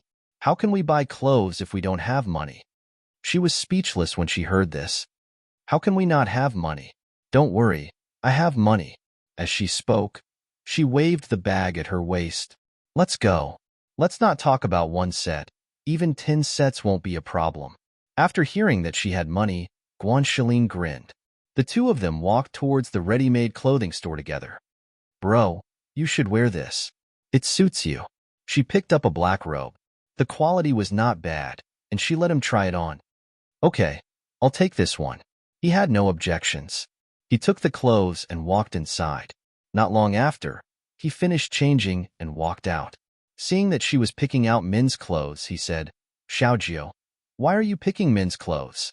We're back in town now. Don't wear men's clothes. Wear a dress. Girls should wear dresses to be beautiful. When he was in the family, the girls liked to wear dresses, and they would buy more than 10 sets at a time. Therefore, he thought that his sister should also wear dresses and not dress like a beggar. Men's clothes are more convenient. As she spoke, she was about to hand the selected men's clothing to the shopkeeper, but he pulled her to the women's clothing section and called the shopkeeper over. Come, help me take this, and that one down for my sister. Seeing this, Fengju didn't know whether to laugh or cry, but she gave up after thinking about it. Now that she was in town, she didn't have to wear beggar's clothes, so why not change back to women's clothes? Give me those red sets, she said to the shopkeeper. The shopkeeper didn't expect this little beggar to be a girl, but he hurriedly took out the red dresses. Do you have a veil? Give me a few more red veils. As she spoke, she picked out a few more sets for Guanxilin. Then, she took out the money and said, Bill, Xiaojiu, aren't you going to change? She smiled and said, You can change into a new one. Mine isn't torn, but it's a little dirty. Later, I'll find an inn to take a bath first. Otherwise, it won't be comfortable wearing new clothes. Inn, that's true. He nodded and found an inn nearby with her. Xiaojiu, go take a bath first. I'll guard the door for you. Outside the guest room, Guanxilin took a step forward, intending to be the door god. Seeing his posture, Fengjiu couldn't help but laugh. No need. This is an inn. I can just close the door. There's no need for you to guard the door for me. You should go take a bath too. I'm hungry. Wait for us to go out and find food. As she spoke, she pushed him towards the next room. Hearing that she was hungry, Guanxilin could only compromise. Okay, remember to close the door. I'll wait for you here after I'm done. And she replied, then turned and entered the next room. She closed the door and walked into the inner room where the water was already prepared. Perhaps because it was his first time being someone's brother, Guanxilin was very protective of Fengjiu, especially after he found out that she was a girl. After a quick bath, he dressed and left the room. He stood guard outside the door of the next room, which attracted many strange looks from the guests passing by. Fengjiu took a long time to take a bath. It took about an hour before the door opened from the inside. When Guanxilin heard the door open behind him and turned around, his eyes couldn't help but widen. Shock and disbelief appeared on his face. Xiaojiu? And Fengjiu replied. Under the red veil, the corners of her lips curled up slightly, and a smile bloomed on her face. Although her face was disfigured, her figure was excellent. Her exquisite and graceful curves matched with the dazzling red dress made her look like a dazzling sun. She was so beautiful that people couldn't look straight at her. Her face covered by the red veil added a layer of mystery to her. She exuded a mysterious aura that made people's hearts itch to catch a glimpse of the beauty's face, but they couldn't see her face under the veil. The red dress on her body was charming and enchanting, but also unrestrained. Her body exuded a cold and arrogant aura like a red plum blossom in the snow. She didn't have the gentleness of an ordinary woman in the boudoir. Instead, she had the innate noble aura of a superior. Looking at the beauty in red in front of him, Guanxilin was speechless for a long time. He only felt that his little sister was unbelievably beautiful. Her soft black hair was draped over her back and was only loosely tied with a red ribbon. 2 strands of hair fell on her cheeks, adding to her charm and enchanting aura. Her eyes, which were exposed by the red veil, were half closed with a smile. Her eyebrows exuded confidence and arrogance. It was hard for him to associate her with the dirty little beggar that he had seen before. Xiaojiu, you're so beautiful. Even fairies aren't as beautiful as you. He grinned foolishly. Thinking that such a beautiful woman was his little sister, he suddenly felt an incomparable sense of pride. Let's go, she chuckled. She was in a good mood after changing into women's clothes, so she walked downstairs. Oh, okay. He hurriedly followed. As if he thought of something, he looked around. Sure enough, he saw that the men upstairs and downstairs were all staring at his little sister in amazement. Seeing this, while he felt proud, he also secretly made up his mind to help Xiaojiu get rid of the scar on her face. It wasn't until the 2 of them left the inn that the people in the inn came back to their senses. So beautiful. Who is that girl? When did such a stunning beauty come to our town? In the restaurant opposite the inn, Murong Yixian, who was standing by the window, looked at the red figure with confusion in his eyes. Chapter 56. Because of the doubts in his heart, he went downstairs and went in search of the red figure. On the other side, Fengjiu and Guanxilin found a restaurant and booked a private room. They ordered more than 10 dishes and 2 pots of wine, then closed the door and started eating. Fengjiu put the veil aside and poured wine while saying, "Brother, let's stay here for a while. Later, we'll find a quiet courtyard to rent. It'll be more convenient than staying in an inn." Okay, we'll look for one later. Guanxilin had no objections to this. Xiaojiu, don't just drink wine. Have a bowl of stewed soup first. He gave her a bowl of soup and scooped up a piece of egg-fried meat for her. Try it and see if it's good. You eat. I'll do it myself.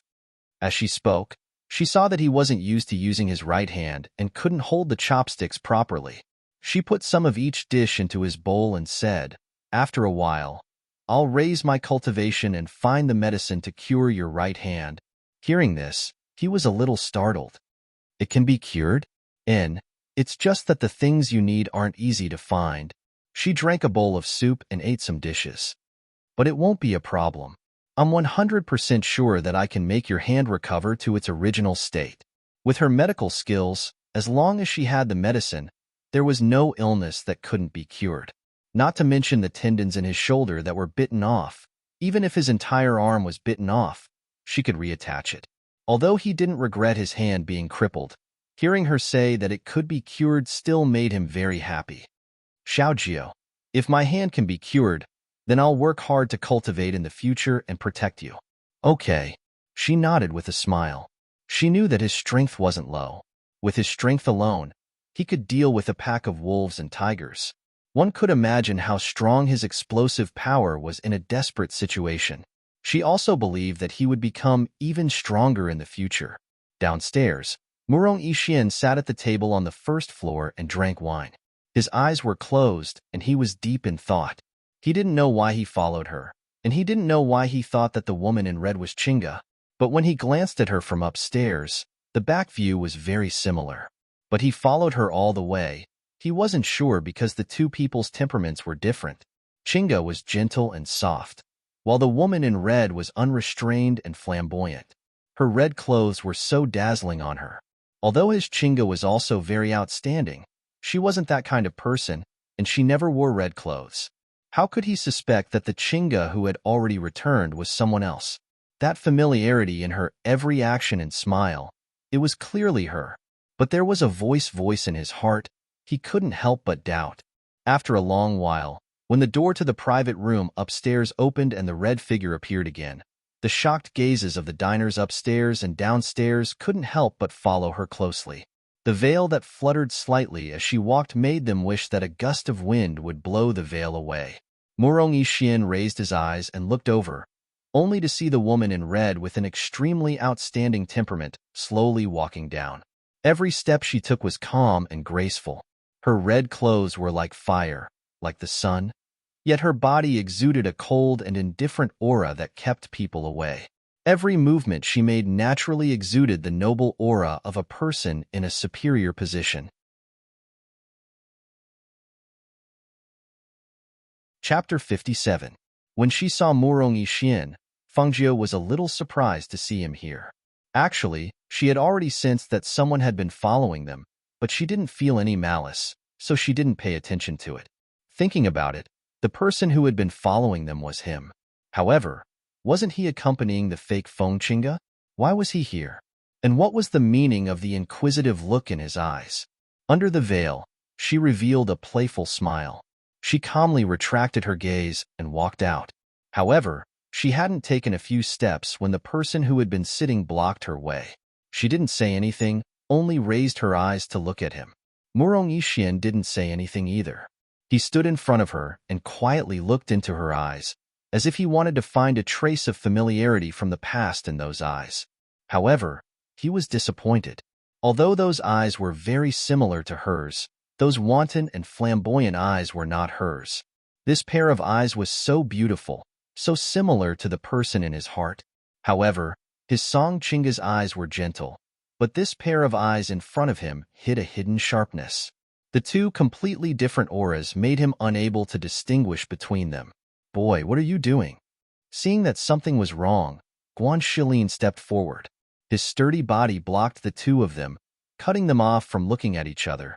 Murong Yixian came back to his senses and looked at the tall and sturdy man in front of him. He revealed an elegant smile. Brother, I just saw that this girl looks a little like a friend of mine, so I wanted to say hello.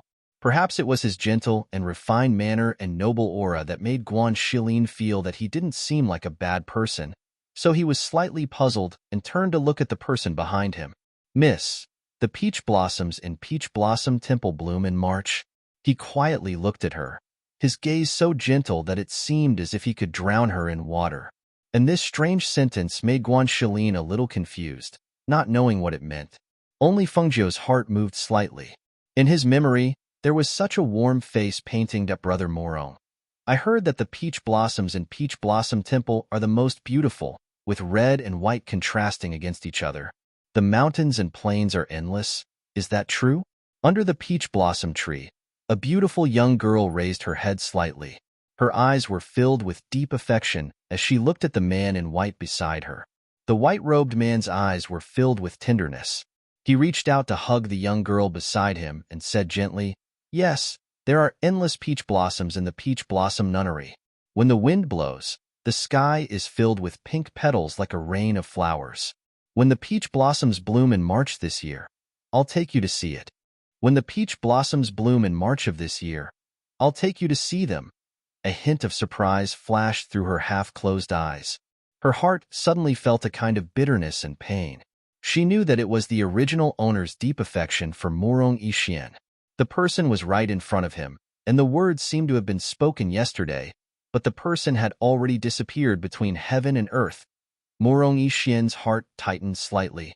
His serene gaze fell on her half-closed eyes, wanting to see the abnormality in her expression. The peach blossoms in Peach Blossom Temple bloom in March. I'll take my sister to see it. Why would I need you to remind me? Guanxilin, who didn't know what he meant, said unhappily. He took Fengjiu's hand and strode out, exhorting, Sister, let's ignore that pretty boy. That guy looks like a playboy. Peach blossoms bloom in March? I think he wants peach blossoms to bloom.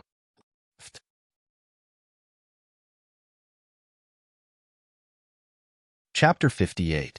To Fengjiu, Morong Yishuan was someone who cared deeply about Feng Qingge, but to Fengjiu, he was just a stranger. She would only rely on herself for what she wanted to do. Even if this person was one of Feng Qingge's most trusted people, she would not tell him the current situation. It was better to rely on oneself than to rely on others. Morong Yishuan stared blankly at the two figures as they left. Younger sister? That man said she was his younger sister? Then she was not Qingge? His heart suddenly felt empty. He was a little disappointed, but also a little relieved. Perhaps he was just overthinking everything. After all, his suspicions were so unbelievable. If his suspicions were true, wouldn't it mean that the Feng Qingge who had returned to Feng Mansion was a fake? Even if he had some doubts in his heart and felt that she was not the real Feng Qingge, how could her father and grandfather mistake her for someone else? Perhaps all of this was just him being paranoid. On the other side, Guanxilin and Fengjiu looked at a few courtyards. Finally, they settled on a relatively quiet courtyard. Its location was relatively remote, but it was quiet and had a good environment. On the same day, the two of them bought some daily necessities and moved in. After informing Guanxilin, she entered seclusion to practice. For 3 days, the tightly shut door was not opened. Guanxilin, who was guarding the courtyard, had been practicing using his left hand to wield the sword during these 3 days. His talent was not bad, and his explosive power was also strong. Originally, his left hand was out of practice, but now, he was starting to get the hang of it. Although it was not as nimble as his right hand, he was gradually able to use his strength. In the room, Fengjiu, who was sitting cross-legged on the bed, placed her hands flat on her knees. Her body was surrounded by a layer of red qi that was visible to the naked eye. The qi in her body was running extremely fast. It could almost be said that the qi quickly converged into the qi sea between her eyebrows and gradually gathered into a ball. When a beginner practitioner entered the warrior stage, they would need to practice for several years before they could break through to the initial stage of the Black Realm. Take Feng Qingge as an example. She was originally a level 2 martial artist, but now, in just 3 days, she had achieved the primary level of Qi Si. Moreover, she had steadily entered the initial stage of the Black Realm. Her strength had soared. Warriors of the Black Realm already had some strength. For example, the middle-aged man at the martial master level she had met in the Nine Valleys forest was equivalent to the main pillar of a family. Moreover, he was only a martial master who had reached the mid-stage of the Black Realm.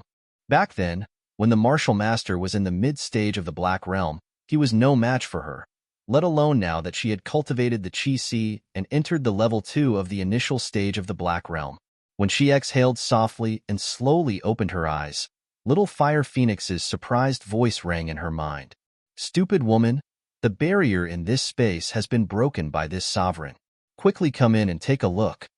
A trace of surprise flashed across her eyes, and with a thought, she flashed into the space. As soon as he entered, he couldn't help but be startled. How is it? Didn't I say that I'm very powerful? The barrier that the old man couldn't break was broken by me. Little Fire Phoenix looked at her with a smug face and said, I don't know what kind of luck you have to be able to encounter such a rare space. If you practice here, 3 days outside is equivalent to 1 day inside.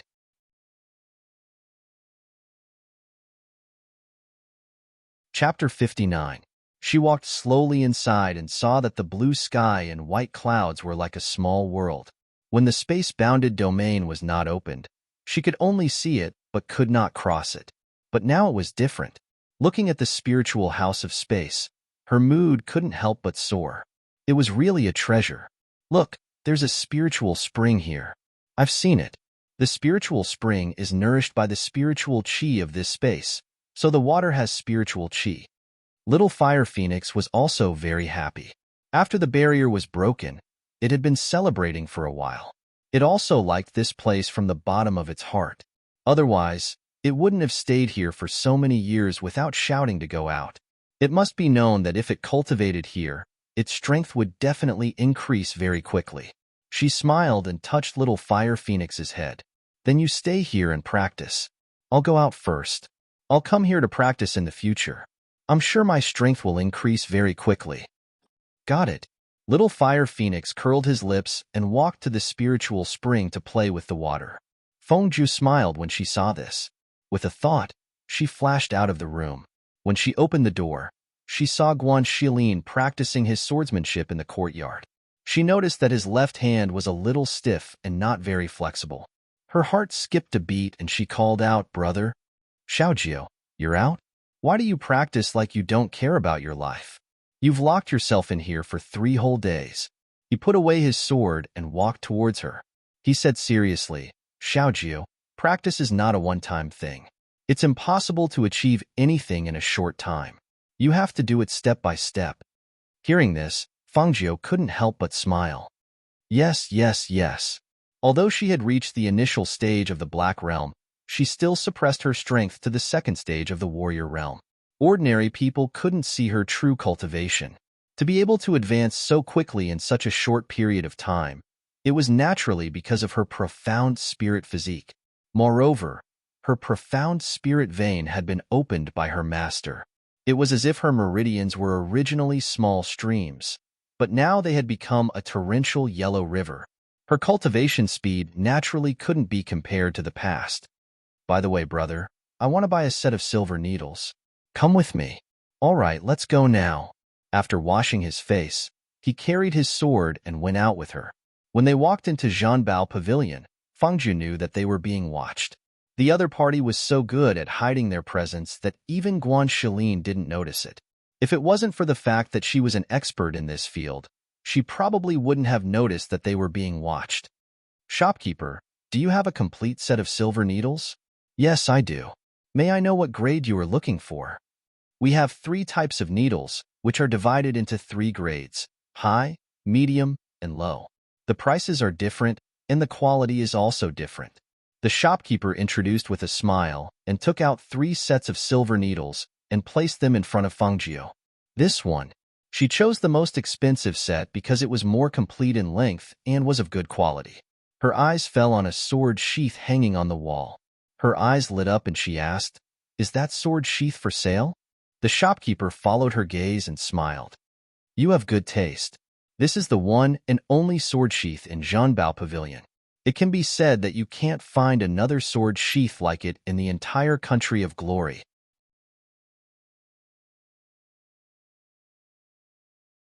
Chapter 60. She took the sword sheath and looked at it, then said, "Bill, please." The shopkeeper smiled and invited her to the counter, then said with a smile, "Miss, the 7-star sword sheath is 1,200,000 yuan, and the set of silver needles is 35,000 yuan. I'll only charge you 1,230,000 yuan for these 2 items. Take the last 5,000 yuan as a discount. I hope you'll come again next time." After Fengjiu paid the bill, she put the 7-star sword sheath and the silver needles into her Qinkuan bag, then left with Guan Shilin. Seeing her use her Qinkuan bag, the shopkeeper was surprised. Qinkuan bag? It seemed that the girl's family background was not ordinary. That's right, otherwise, how could she buy the 7-star sword sheath for millions of yuan without even bargaining? The 2 bought a lot of things outside and went back after a whole day of shopping. The people who were watching them watched them enter a remote courtyard. Then one of them left to report. In an inn, a middle-aged man was sitting cross-legged in cultivation. When he heard a low call from outside, he said, "Come in." A man quickly walked in, bowed respectfully, and said, Second master, this subordinate has been following those two people for an entire day. I saw them enter a relatively remote courtyard. This subordinate inquired around and found out that they moved in 3 days ago. They claimed to be brother and sister. Also, when we were in the treasure pavilion today, the bag that the woman in red took out was the young master's Chinkuan bag. The middle-aged man's eyes were full of murderous intent, and he said in a gloomy voice, "A pair of brother and sister? Describe their figures and appearances to me in detail." Yes, he described the figures and appearances of the two people, and finally said, "But the girl in red covered her face with a veil, so I couldn't see her face clearly." The middle-aged man's eyes were gloomy, and one of his hands was hanging by his side, while the other hand was clenched so tightly that blue veins appeared and made cracking sounds. Draw a picture of the girl in red and send it to the Black Market Mercenary Mission Board. Also, tell the Black Market people where they are staying. Tell them that I want to see the girl's head the next morning. Yes, the man respectfully answered and quickly left. It was night. The night sky was pitch black, as if it was shrouded in dark clouds. Not a single star could be seen. Dressed in red, Fengjie was lying on the roof with one hand resting on his head and the other looking at the Chinkuan pouch in his hand. He muttered, "So there's a soul imprint inside. No wonder I was targeted even though I changed from a beggar to a woman's outfit." Keeping the Chinkuan pouch, she looked at the pitch-black night sky and sighed. This feeling, why is it so good? It's a dark and windy night, a night for murder.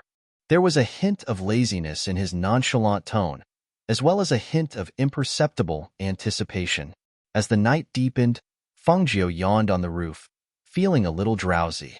Until the second half of the night, Yunyang shyly peeked out from behind the dark clouds like a young girl, sprinkling the bright moonlight on the ground. For black silhouettes holding long swords rushed over with a cold, murderous aura. They quickly arrived outside the courtyard and leaped up. Just as they were about to jump into the courtyard, they were startled by a voice. "I've been waiting for you for most of the day." When the sleepy and lazy voice came, the 4 black-clothed mercenaries instinctively looked in the direction of the voice.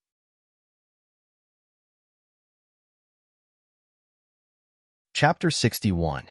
After being stunned for a moment, the 4 black market mercenaries revealed lustful expressions. "That's her. I didn't expect her to be even more enchanting and beautiful in person." "That's right. It would be a pity to kill her like this. Why don't we?" Another person rubbed his chin and chuckled. His ferocious gaze impudently sized up the enchanting figure in red. Even though they felt that the red-clothed woman was extremely stunning under the moonlight, and even though the other two were also itching with lust, they were even more cautious than the other two. Especially when they saw her calm and graceful appearance, they felt that it was even more strange. A mercenary with a hideous scar on his face warned in a gloomy voice, "This woman is a bit strange. Don't let your guard down. It's better to just kill her and be done with it." "She's just a woman." Number 3, "You think too highly of her," one of the mercenaries said disdainfully. Looking at the enchanting woman in red fluttering in the night wind, he chuckled. "Just a woman like her. I can handle her myself." He stepped on the roof tiles with the tip of his foot and jumped to the opposite side. "It would be a pity to kill her. Let's have some fun first." He smiled evilly, leaned forward, and reached out his hand to grab the front of Fengjie's clothes as she sat lazily on the roof. At that moment, a cold glint flashed in Fengjie's narrowed eyes. She instantly reached out and grabbed the other party's outstretched wrist. Then, she forcefully bent her hand down. Crack! Hiss! The sound of bones breaking was accompanied by a mournful scream that pierced through the night sky, breaking the silence of the night. Almost at the same time, Fengjie, who was originally sitting, used the force to stand up. He lifted his foot and kicked fiercely. Using his profound energy, the tip of his foot accurately kicked the other's crotch. And he couldn't make a sound. There was only a muffled groan as his body curled up in pain. His trembling legs made him kneel down with a plop. "Just this bit of strength?" She snorted coldly and released the hand that was holding his bowl. Instead, she grabbed his throat and broke his neck with a crack. She threw his body into the courtyard. Number 2. Several cries of surprise rang out. The three of them looked angrily at Fengjiu. They were shocked by how swift her movements were. She was so fast that they didn't even have time to react. They could only watch as she killed their second brother. Kill her. The older man's sinister voice was filled with ferocious hostility. As soon as his voice fell, he gathered his energy and leaped onto the opposite roof. The long sword in his hand carried a profound energy aura as it fiercely attacked. Warriors in the mid-stage of the Black Realm? She raised her eyebrows slightly. She did not think much of their strength. Her hand moved, and the sharp dagger in her hand glowed with a cold, bloodthirsty light. She suddenly leaned forward, and when the tip of the sword was 3 inches away, she dodged to the side and raised the dagger in her hand. A muffled groan was heard, and the eyes of the mercenary beside her suddenly widened. His body stiffened, and he fell straight to the ground. The murderous aura emanating from the woman was even more intense than the black market mercenaries, causing them to feel fear in their hearts. Run.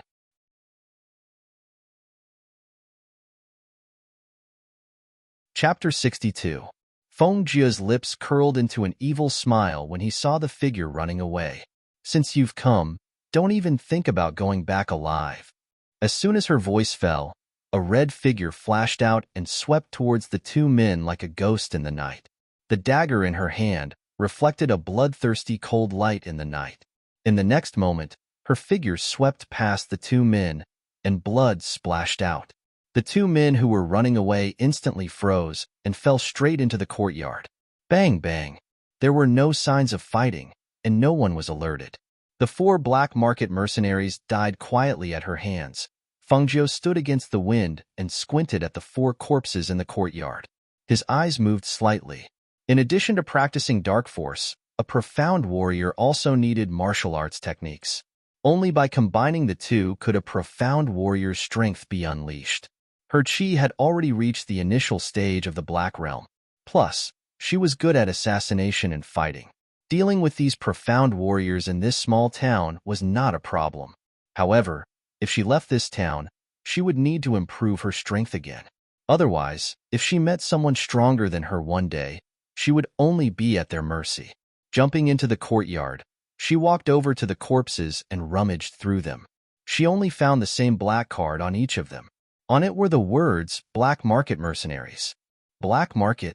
She murmured in a low voice, searching for information about the black market in her mind. However, Fengjiu obviously did not come into contact with this kind of thing in the past. There was very little information about the black market in her mind. It seems that I need to go take a look at the black market. She smiled and took out the medicinal liquid she had concocted in the afternoon from the space and sprinkled it on the 4 corpses. With a sizzling sound, the 4 corpses emitted white bubbles and light smoke and quickly turned into a pool of blood. Only the wrinkled black clothes were left there. The next day, Guan Shilin rubbed his neck and walked out. He wondered why he had slept so soundly last night. When he looked up, he saw Fengjiu practicing soft fist techniques in the courtyard. He couldn't help but grin. Xiaojiu, this fist technique isn't supposed to be practiced like this. As he spoke, he came to her side and steadily got into a horse stance. Look, when you're boxing, you have to be steady. You have to clench your fists tightly and punch with force. You have to shout out loud so that all the strength in your body will be channeled into your fists. Only then will your fists be powerful. If you're like you'll be knocked down with one punch. At this moment, he seemed to have forgotten how fearless she was when she faced the wolf pack alone, and how ruthless she was when she reaped lives like an Azura. He only remembered that she was a girl, a 15-year-old girl. Even if she had a fierce and strong side, in his heart, she was just a little sister that needed his protection. Hearing his words, Fengjiu couldn't help but laugh. Brother, that fist technique of yours is for a man to practice. It uses strength. My fist technique uses borrowed force to counter force. It uses 4 tails to lift 1,000 caddies. As she spoke, she seemed to remember something and asked, Brother, I remember you said that you're practicing your Guan family's technique, right? That's right. It's the Guan family's technique. Xiaojiu, do you want to learn it? Brother will teach you. She smiled and shook her head. No, I have a scroll that's very suitable for you to practice. She handed him the universe pouch that had already been removed from her soul imprint.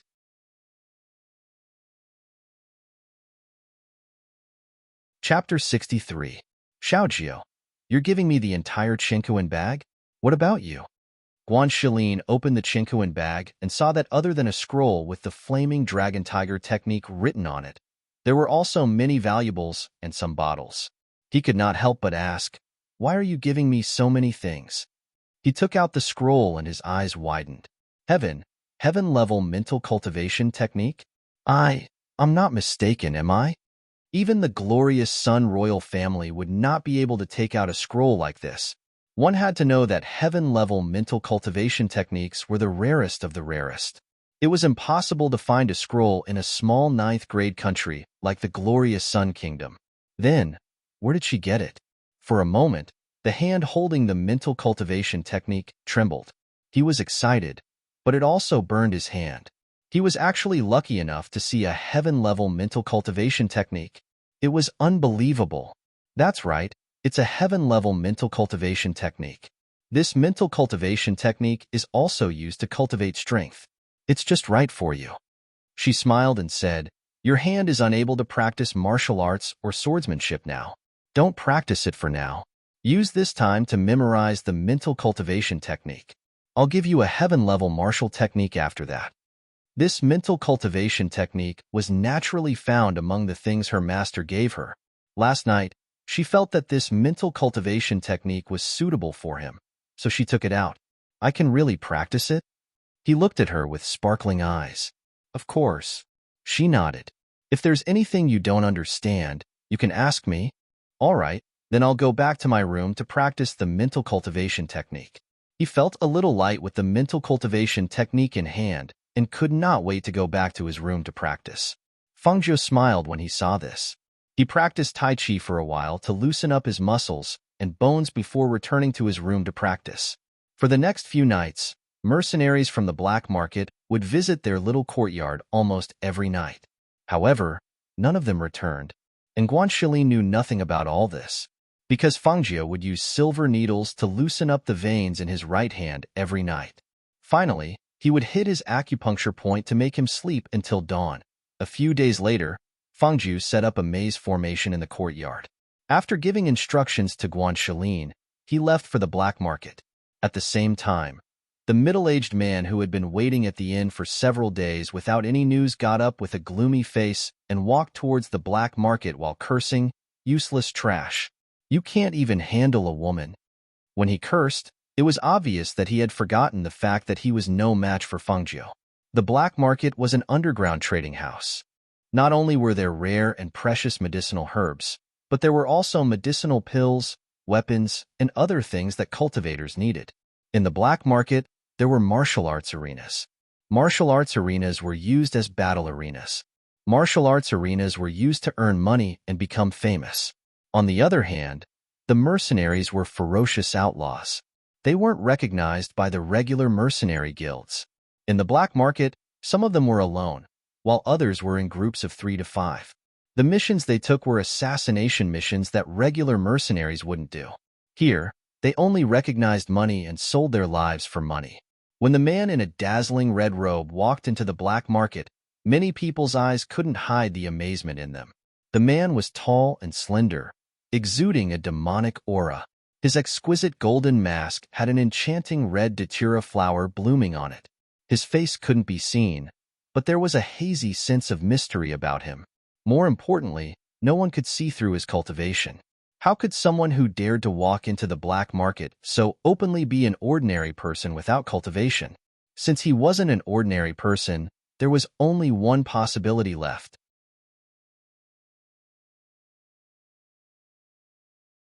Chapter 64.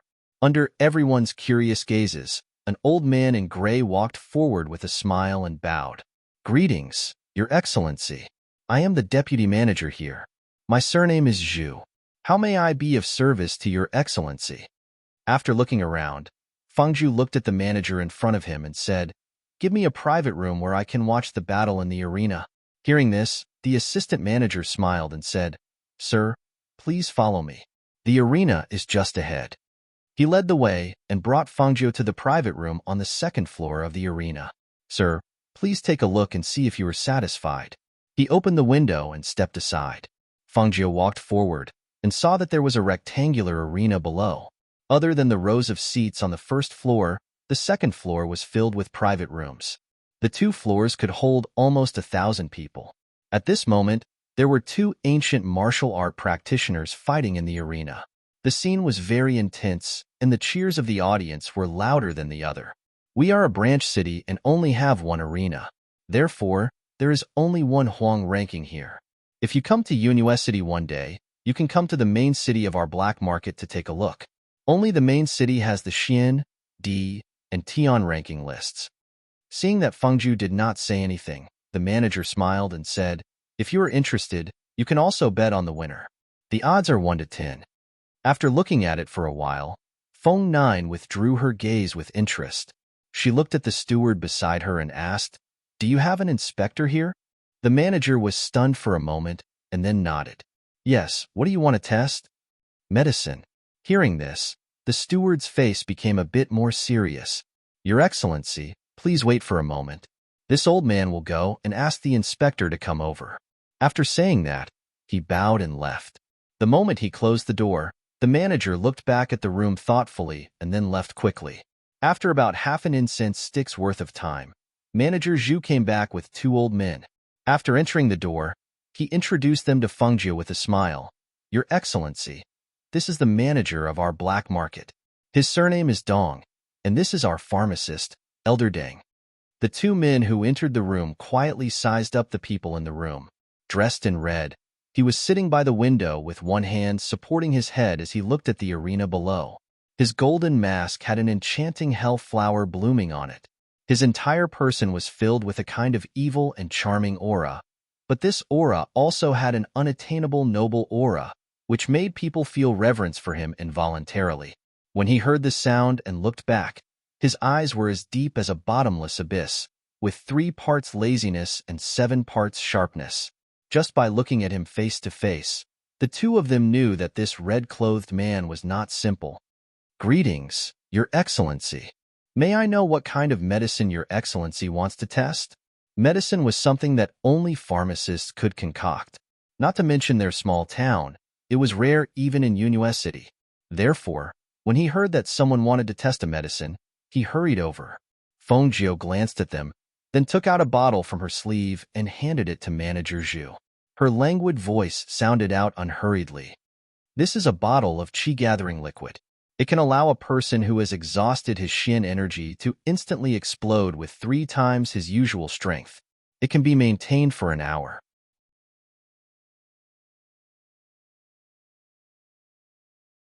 Chapter 65. Can this really make a person who has exhausted his qi instantly recover and unleash 3 times his strength? Even Elder Deng's voice was trembling. He stepped forward and took the potion. His heart was filled with incredible excitement. Fengjiu didn't say anything because she caught a glimpse of a familiar figure walking below from the corner of her eye. Wasn't that the person she was looking for? Her lips curled up slightly and a strange smile flashed across her eyes. She watched him sit down in the front row and call over a man from the black market. She didn't know what they were talking about. The attention of the 3 people in the room was currently focused on the bottle of medicine. The 2 managers watched as Elder Deng opened the bottle cap and sniffed the medicine inside. However, they saw that he didn't do anything for a long time. Manager Dong couldn't help but call out, Elder Deng? Elder Deng smiled bitterly and looked at the 2 managers and Fengjiu who was leaning on the windowsill. He said, I'm really ashamed. Although I'm a drug tester, I've never tested such a potion. What he meant was that he couldn't test whether Fengjiu was telling the truth. Hearing this, the 2 managers couldn't help but be stunned. They had never encountered such a situation. Who do you think will win, the girl or the big man?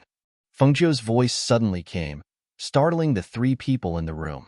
Hearing this, the few of them walked up to the arena on the first floor to take a look. They saw a 16 or 17-year-old girl fighting against a burly man. However, she was not a match for the burly man. At this time, she was already beaten to the point of death, but she still stubbornly tried to stand up.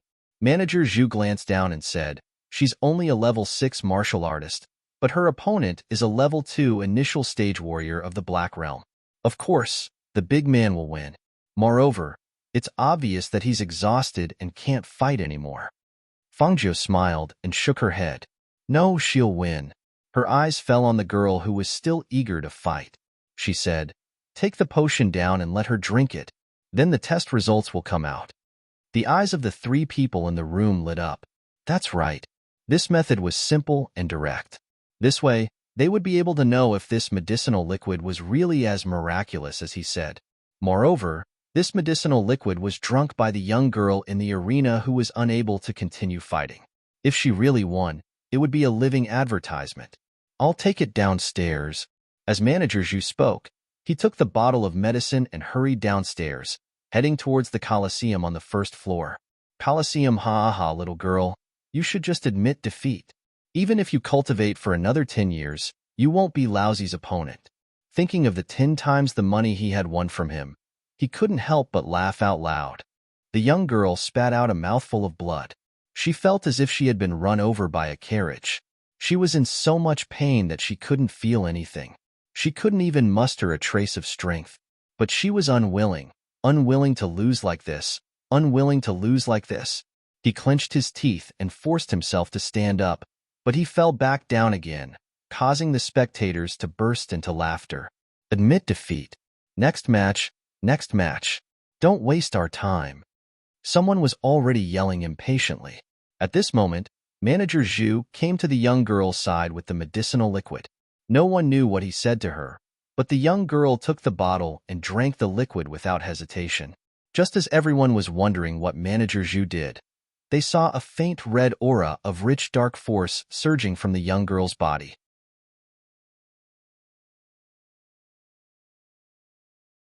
Chapter 66. All the spectators in the martial arts arena cried out in disbelief. Many of them stood up in shock as they looked at the young lady whose entire body was surging with profound energy. That profound energy aura that was visible to the naked eye couldn't be faked. The grandeur that she was emitting was even more real. However, just a moment ago, she was clearly unable to stand up, but in the next moment, her entire body was surging with profound energy that was even denser than before. If they hadn't seen it with their own eyes, they wouldn't have believed it. At this moment, in the martial arts arena, the young lady's eyes were filled with shock, surprise, and excitement. Both her hands were tightly clenched into fists. When she felt the profound energy within her fists, she abruptly raised her eyes to look at the startled man. "The outcome hasn't been decided yet." As soon as her voice fell, her entire body exploded with a speed that was 3 times faster than usual as she swung her fist and struck out. On top of her fist, the surging profound energy aura formed an air wave that produced a whooshing sound. Under the man's incredulous gaze, the punch sent him flying 10 meters away. The strength of the punch and the ferocity of the grandeur made the spectators in the arena suck in a breath of cold air. The atmosphere froze for a moment, as if it couldn't recover from the shock. It wasn't until after a long while that the thousands of spectators in the martial arts arena stood up as thunderous applause and cheers reverberated throughout the arena. Compared to the spectators in the arena, Manager Zhu was even more excited. He glanced at the martial arts arena where the outcome was about to be decided, then quickly walked back. Regardless of whether it was the audience on the first floor or those in the VIP rooms on the second floor, all of them revealed a thoughtful expression when they saw Manager Zhu quickly leave. Each of them summoned their attendants and asked them to inquire about what exactly was in that bottle of liquid just now. Compared to the excitement downstairs, Fangzhou, who was in the room upstairs, appeared to be very calm. Because the outcome was within her expectations, she didn't feel surprised at all. With the young lady's tenacious fighting spirit that refused to admit defeat, it would be strange if she couldn't win with the assistance of that medicine. Compared to her calmness, Elder Deng and Manager Dong were so excited that their faces flushed red. Their gazes towards Fangzhou were filled with an astonishing light, as if they had discovered a huge treasure. That kind of excitement, that kind of agitation. "Sir, how much more of that medicine do you have? How would you like to trade with us?" After Steward Dong came back to his senses, Even the way he addressed her changed, and his attitude became even better. One had to know that such a miraculous medicinal liquid would definitely cause a commotion in the black market of Unwavering City. After all, such a potion had never been seen in a small ninth-grade country like theirs. If he had a bottle of such a potion, it would be equivalent to having an extra life-saving talisman on his body. Even if he encountered a strong enemy that he couldn't defeat, he could still use it to escape. How could he not be moved? Was this medicine refined by your highness? Could it be that your excellency is an alchemist? Elder Deng looked at Fengjiu with bright eyes full of worship and excitement. Hearing this, Fengjiu glanced at him and said in a lazy and cold voice, "I don't think I need to tell you who I am, right?" Realizing that he had crossed the line, Elder Deng quickly lowered his head and bowed. "Master, please don't take offense. I was just too excited and lost my sense of propriety."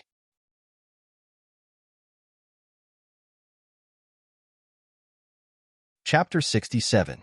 After glancing at the two of them, she said, "I still have 2 bottles of medicine here, but I only plan to sell them at the auction price. Also, you cannot reveal any information about me."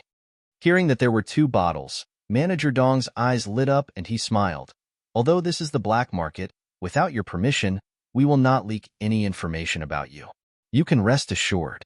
Fengjiu nodded and said, "Also, I need you to help me find a few spiritual medicines."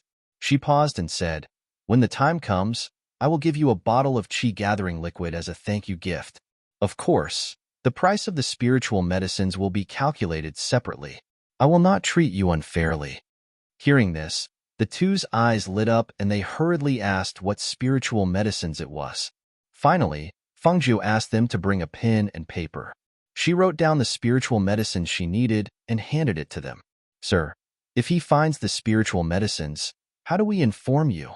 Manager Dong asked. Fengjiu glanced at him. "I will come again in a few days. You don't have to worry about this." She brushed her red clothes and stood up. Leaving the 2 bottles of medicine behind, she walked out. "Sir, please wait." Manager Dong called out and hurriedly came to his side and handed over a token. "This is the black token of our black market. It is a representation of our noble status. Please accept it." Hearing this, Fengjiu reached out and took it. She kept it in her sleeve and then walked away. Seeing this, the 2 hurriedly sent her off after keeping the medicine. When they walked out, they saw Manager Zhu walking back with a smile on his face. "Greetings, sir."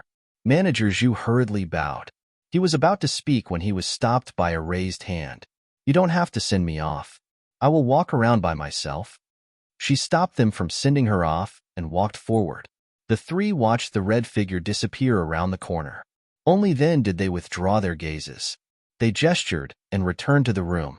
"Just now, many people have asked me what was in the bottle," Manager Zhu said excitedly.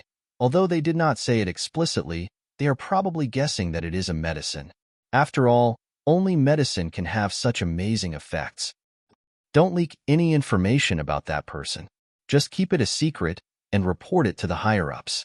Steward Dong said in a deep voice. "Should we send a few people to follow them?" "No." Steward Dong shook his head. "We still don't know the depth of his strength, but this person cannot be offended. If we send someone to follow him, I'm afraid he will be displeased. At that time, the gains will not make up for the losses." At this moment, Elder Deng, who had been silent all this while, suddenly spoke. "I'm afraid that the spiritual herbs on the list are not easy to find." What do you mean?" Manager Dong looked at him. Because he wasn't very familiar with medicinal herbs, he naturally didn't know the uses of the spirit herbs on the list. "These are extremely rare in the country of Blazing Sunday. I'm afraid we'll have to collect them from other countries." He looked at the 2 of them, his gaze glowing with vigor. "I can conclude that this one is definitely an alchemist. There's even a high possibility that he's an alchemist." "What?" the 2 of them exclaimed. "Alchemist? Was it possible for such a noble existence to exist?" Judging from his voice, he should still be very young. How could he be an alchemist? One must know that an alchemist's existence was above that of an alchemist. Not to mention a small grade 9 country, even a grade 6 country might not be able to find an alchemist.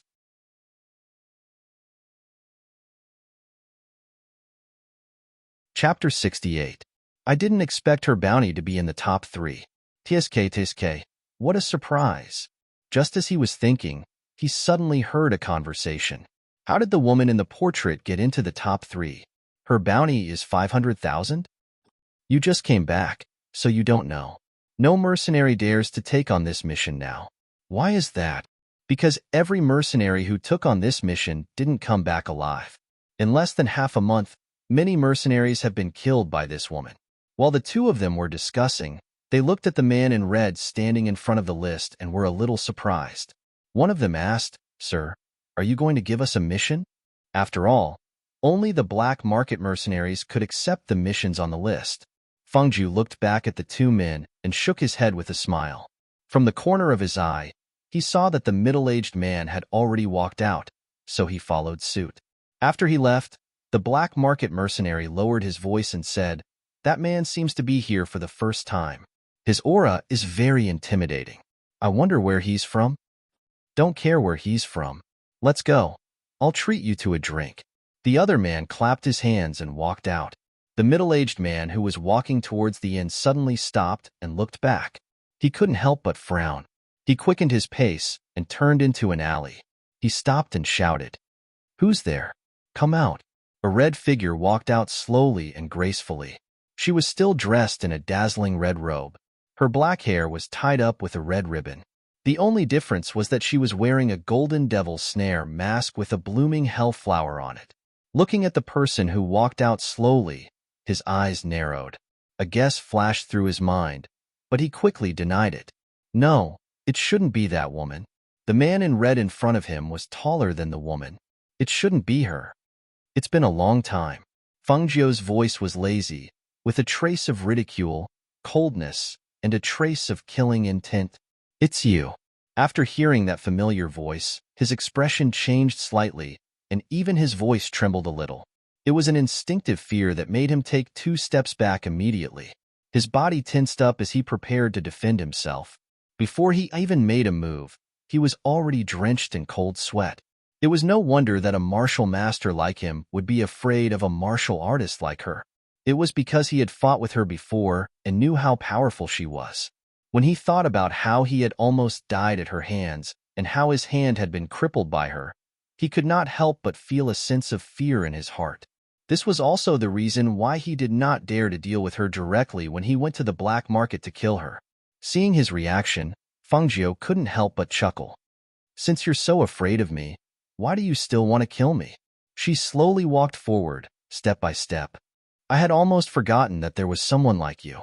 Who would have thought that you would appear in front of me again?" As soon as she finished speaking, she heard movement behind her. She raised her eyebrows and looked back.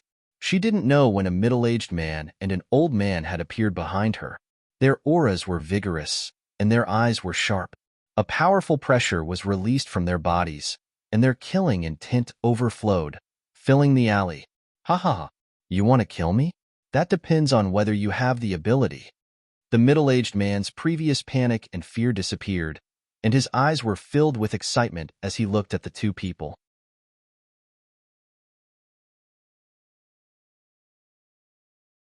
Chapter 69. Elders? Her eyes flickered as she used her divine sense to investigate. These two were already at the martial master realm, so it was no wonder that they could silently appear behind her. Unlike the middle-aged man who was confident in his victory, the Great Elder and the Fourth Elder were sizing up the red-robed Fengjiu. If someone hadn't pointed it out, they wouldn't have been able to tell that the man in men's clothing was actually a woman. Even the two who had seen much of the world couldn't help but admit that this person had an androgynous aura. And, unfathomable, with their strength, how could they not see through her cultivation? If this wasn't unfathomable, then what was? Ever since they came out, they had not seen her show any signs of panic. Even at this moment, her lips that were exposed outside of the mask were still holding a trace of a sinister smile, causing them to involuntarily become more cautious in their hearts. "Who are you? Why do you want to make an enemy out of our Su family?" The Great Elder asked in a deep voice, his sharp gaze fixed on the red figure in front of him. Fengjiu glanced at the Great Elder, her voice carrying a bit of surprise. "Make an enemy out of you? It can't be, right? You've always been my enemy. When have I ever taken the initiative to find fault with you? Her voice paused as she glanced at the middle-aged man in front of her with a smile that wasn't a smile. If it wasn't for your second master running to the black market to place a bounty on my head, why would I go looking for him? Even so, you've killed our Sioux family's young master and crippled second master's arm. This is undeniable. Oh? So you're saying that if you want to kill me, I can only stretch my neck out for you to kill? She raised her eyebrows. The smile on her lips was still there, but her eyes were cold. The great elder's face sank as he sneered. Then it can only be said that you've provoked someone you shouldn't have. Our Sioux family is a 100-year-old family. How could you provoke us? If you know what's good for you, you'd best surrender, or else. Or else. She hooked the corners of her lips into a wanton smile as she asked with interest, or else what? Kill me? Or else, I'll bring your head back to report. The great elder's cold voice fell, and his fingers clawed out. It was obvious that he had practiced the grappling technique to the point of perfection. Then let me properly deal with you. She sneered, and her figure instantly moved to meet them. The great elder's hand was filled with profound energy as he grabbed her wrist and tried to twist it backwards, but who would have thought that she would instantly break free like an agile snake? His hand was pulled forward by the great elder, and his lower body was attacked. He only felt a force being released from her hand, and his entire body was lifted up and thrown out by her. He regained his balance and landed on the ground. His face darkened. You do have some skills. Unfortunately, you're going to die here today. It is quite a pity. She nodded in agreement and looked at him with pity and sympathy, as if she was certain that the person who would die would be the first elder. Her pitiful and sympathetic gaze made the great elder angry. He pulled out his sword and pointed it at her, shouting angrily, "Arrogant child, you will pay a painful price for your arrogance. Your head. This old man will take it." The tip of the sword pointed forward, and a strong, profound energy gushed out from his body like a tide, gathering on the edge of the sword.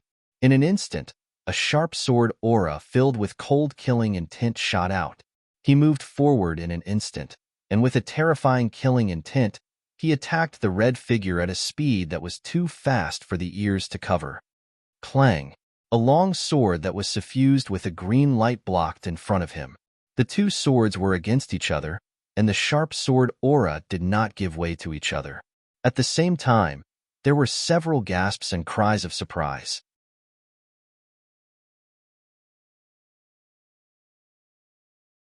Chapter 70. Crack! Clang! A cracking sound was heard. The great elder widened his eyes in shock. He stared at the sharp sword in her hand, which was glowing with a green light, then looked at the crack on his own sword. His heart sank. In the next moment, the long sword in his hand was broken by his opponent's sword aura and fell to the ground with a clang. At the same time, he was sent flying by the terrifying sword aura before he could retreat in time. Hiss! He lost his balance and stumbled backwards. Fortunately, the fourth elder caught him and prevented him from falling to the ground in a sorry state. How can this be? How can it be the emerald edge sword? He stared in disbelief at the treasured sword in her hand, which was glowing with a green light. The green light on the blade was so dazzling. In the entire world, only the emerald edge sword had its own green light. He was not the only one. The fourth elder and the second master of the Sioux family were equally shocked. However, aside from being shocked, they were also filled with greed. Greed for the treasured sword. The emerald edge sword was a treasure amongst swords. The emerald edge sword, which had disappeared for so many years, had finally seen the light of day again. Furthermore, they had encountered it. How could they not be excited? How could they not be greedy and want to take it for themselves? The emerald edge sword pointed diagonally to the ground. The green light faintly floated, and her red robes fluttered in the wind. A bloodthirsty aura filled the air from her body. She looked at the shocked and greedy trio, and the corners of her lips curled up slightly, revealing an evil and cold smile. Anyone who sees this sword of mine must die. As soon as she finished speaking, the red figure shot out like a demon. However, she did not charge towards the great elder and the fourth elder. Instead, She turned around and raised the emerald-edged sword in her hand. A swift and fierce sword aura sliced through the air. Hiss!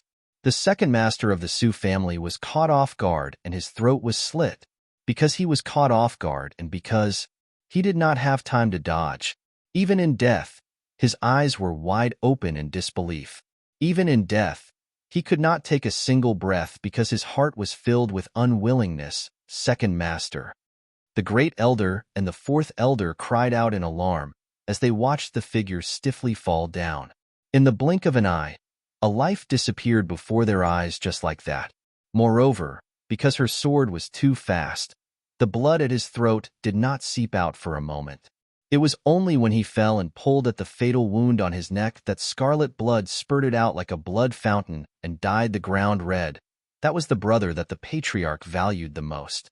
Now that he was dead as well, they were truly unable to imagine how furious the patriarch would be when they returned. Seeing the expressions on their faces, Fengjiu chuckled. Do you think you can go back alive? From the moment she took out the azure-edged sword, she had no intention of letting the three of them leave alive. This alley would be the place where their lives would end. His half-squinted eyes flashed with a cold light, and his killing intent overflowed. The red figure also swept towards the two people. The green sword in his hand moved slightly, and the biting cold sword aura turned into a sword blade that swept out. Kill her! The two of them roared angrily.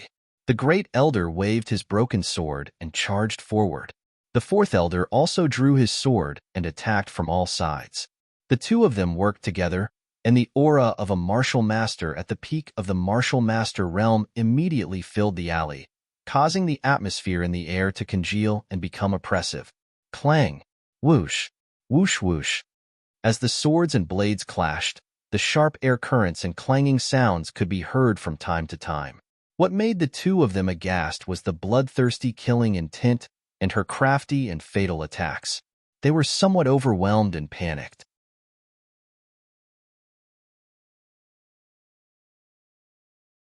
Chapter 71. With a cry of alarm, fourth elder, who had been pushed back, was unable to stop it in time. He could only watch helplessly as great elder's broken sword was sent flying. The green-edged sword, which was glowing with a green light, pierced his chest with a whoosh. He could even see great elder's look of disbelief in that instant. He was so dissatisfied and so astonished. It was as if he could not believe that he had died at the hands of someone whom he had looked down upon. Seeing the great elder's body twitch as he fell to the ground, his eyes wide open in death, his heart trembled. He looked at the woman in the red dress and saw that she had pulled out her sword and was looking at him. Almost at that moment, he instinctively wanted to run. Yes, run. That was the only thought in his mind. His body instinctively reacted to run away. However, just as he moved, a ghostly voice rang in his ears. I've said it before. Anyone who has seen the green-edged sword must die. Once the cold and bloodthirsty voice rang out, her red robes flashed and blocked fourth elder's path. She looked at the pale-faced man with a smile that did not reach her eyes. Where do you think you're running to? He cried out loudly and raised the long sword in his hand. After injecting his profound energy into it, he fiercely slashed it towards her.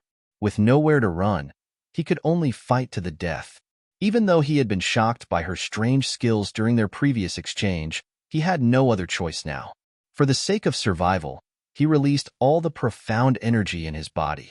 The aura of a martial master at the full circle of the martial master surged, causing the dust and sand on the ground to swirl up. I don't believe that I, a martial master at the full circle, would lose to a damned girl like you, he cried out fiercely. The profound energy in his entire body surged and raised his speed to the maximum. As he rushed forward, his figure was as fast as a whirlwind and as fierce as a tiger. Seeing this, Fengjiu also released all the profound energy in her body. Her advantage was not her profound energy, but the green-edged sword in her hand and her crafty, fatal attacks. She did not intend to compete with him in terms of profound strength. What she wanted to do was to kill him in the shortest amount of time. Otherwise, the commotion here would quickly attract some cultivators. At that time, it would be difficult to escape. The red figure flashed out, borrowing the ferocity of the green-edged sword. Every strike of her sword was a fatal killing move. Her movements were fast and ruthless. Even if the fourth elder was on guard, he could not block the green-edged sword intent and her fatal attacks. Time to end this. She held the sword with both hands, and in the instant that he was pushed back, she poured her profound energy into the green-edged sword, and with a quick and ruthless strike, she fiercely chopped down on him. The fourth elder instinctively tried to block the attack with his sword, but, clang, hiss, a blood-curdling scream pierced through the air, and the sword in the fourth elder's hand was broken by Fengjiu, and his entire body was cleaved into two halves, falling to the ground. Fengjiu's gaze swept across the three corpses on the ground, and the green-edged sword in her hand picked up the Chinquan bags on their waists. Gathering her strength, she leapt into the air, flipped over the small alleyway, and quickly left. Just as she left, many cultivators rushed into the small alleyway. They had heard the commotion, but when they entered the small alleyway and saw the bloody scene inside, their expressions changed greatly. Some of them could not help but vomit on the spot. Killing people was just a matter of nodding their heads to the ground, but the scene inside was far too bloody, and they could not bear to see it. The three dead people were all martial masters. A bold older cultivator examined the three dead people, and when he found out their ranks, he was extremely shocked. You're tuning in to the Romance Rendezvous YouTube channel. We're so grateful for your support, and don't forget to subscribe to join us on this incredible journey through captivating stories. Your generosity through donations truly makes a world of difference, as it's the primary source of revenue that allows me to expand and enhance this channel for you. Thank you from the bottom of my heart for being a part of this adventure.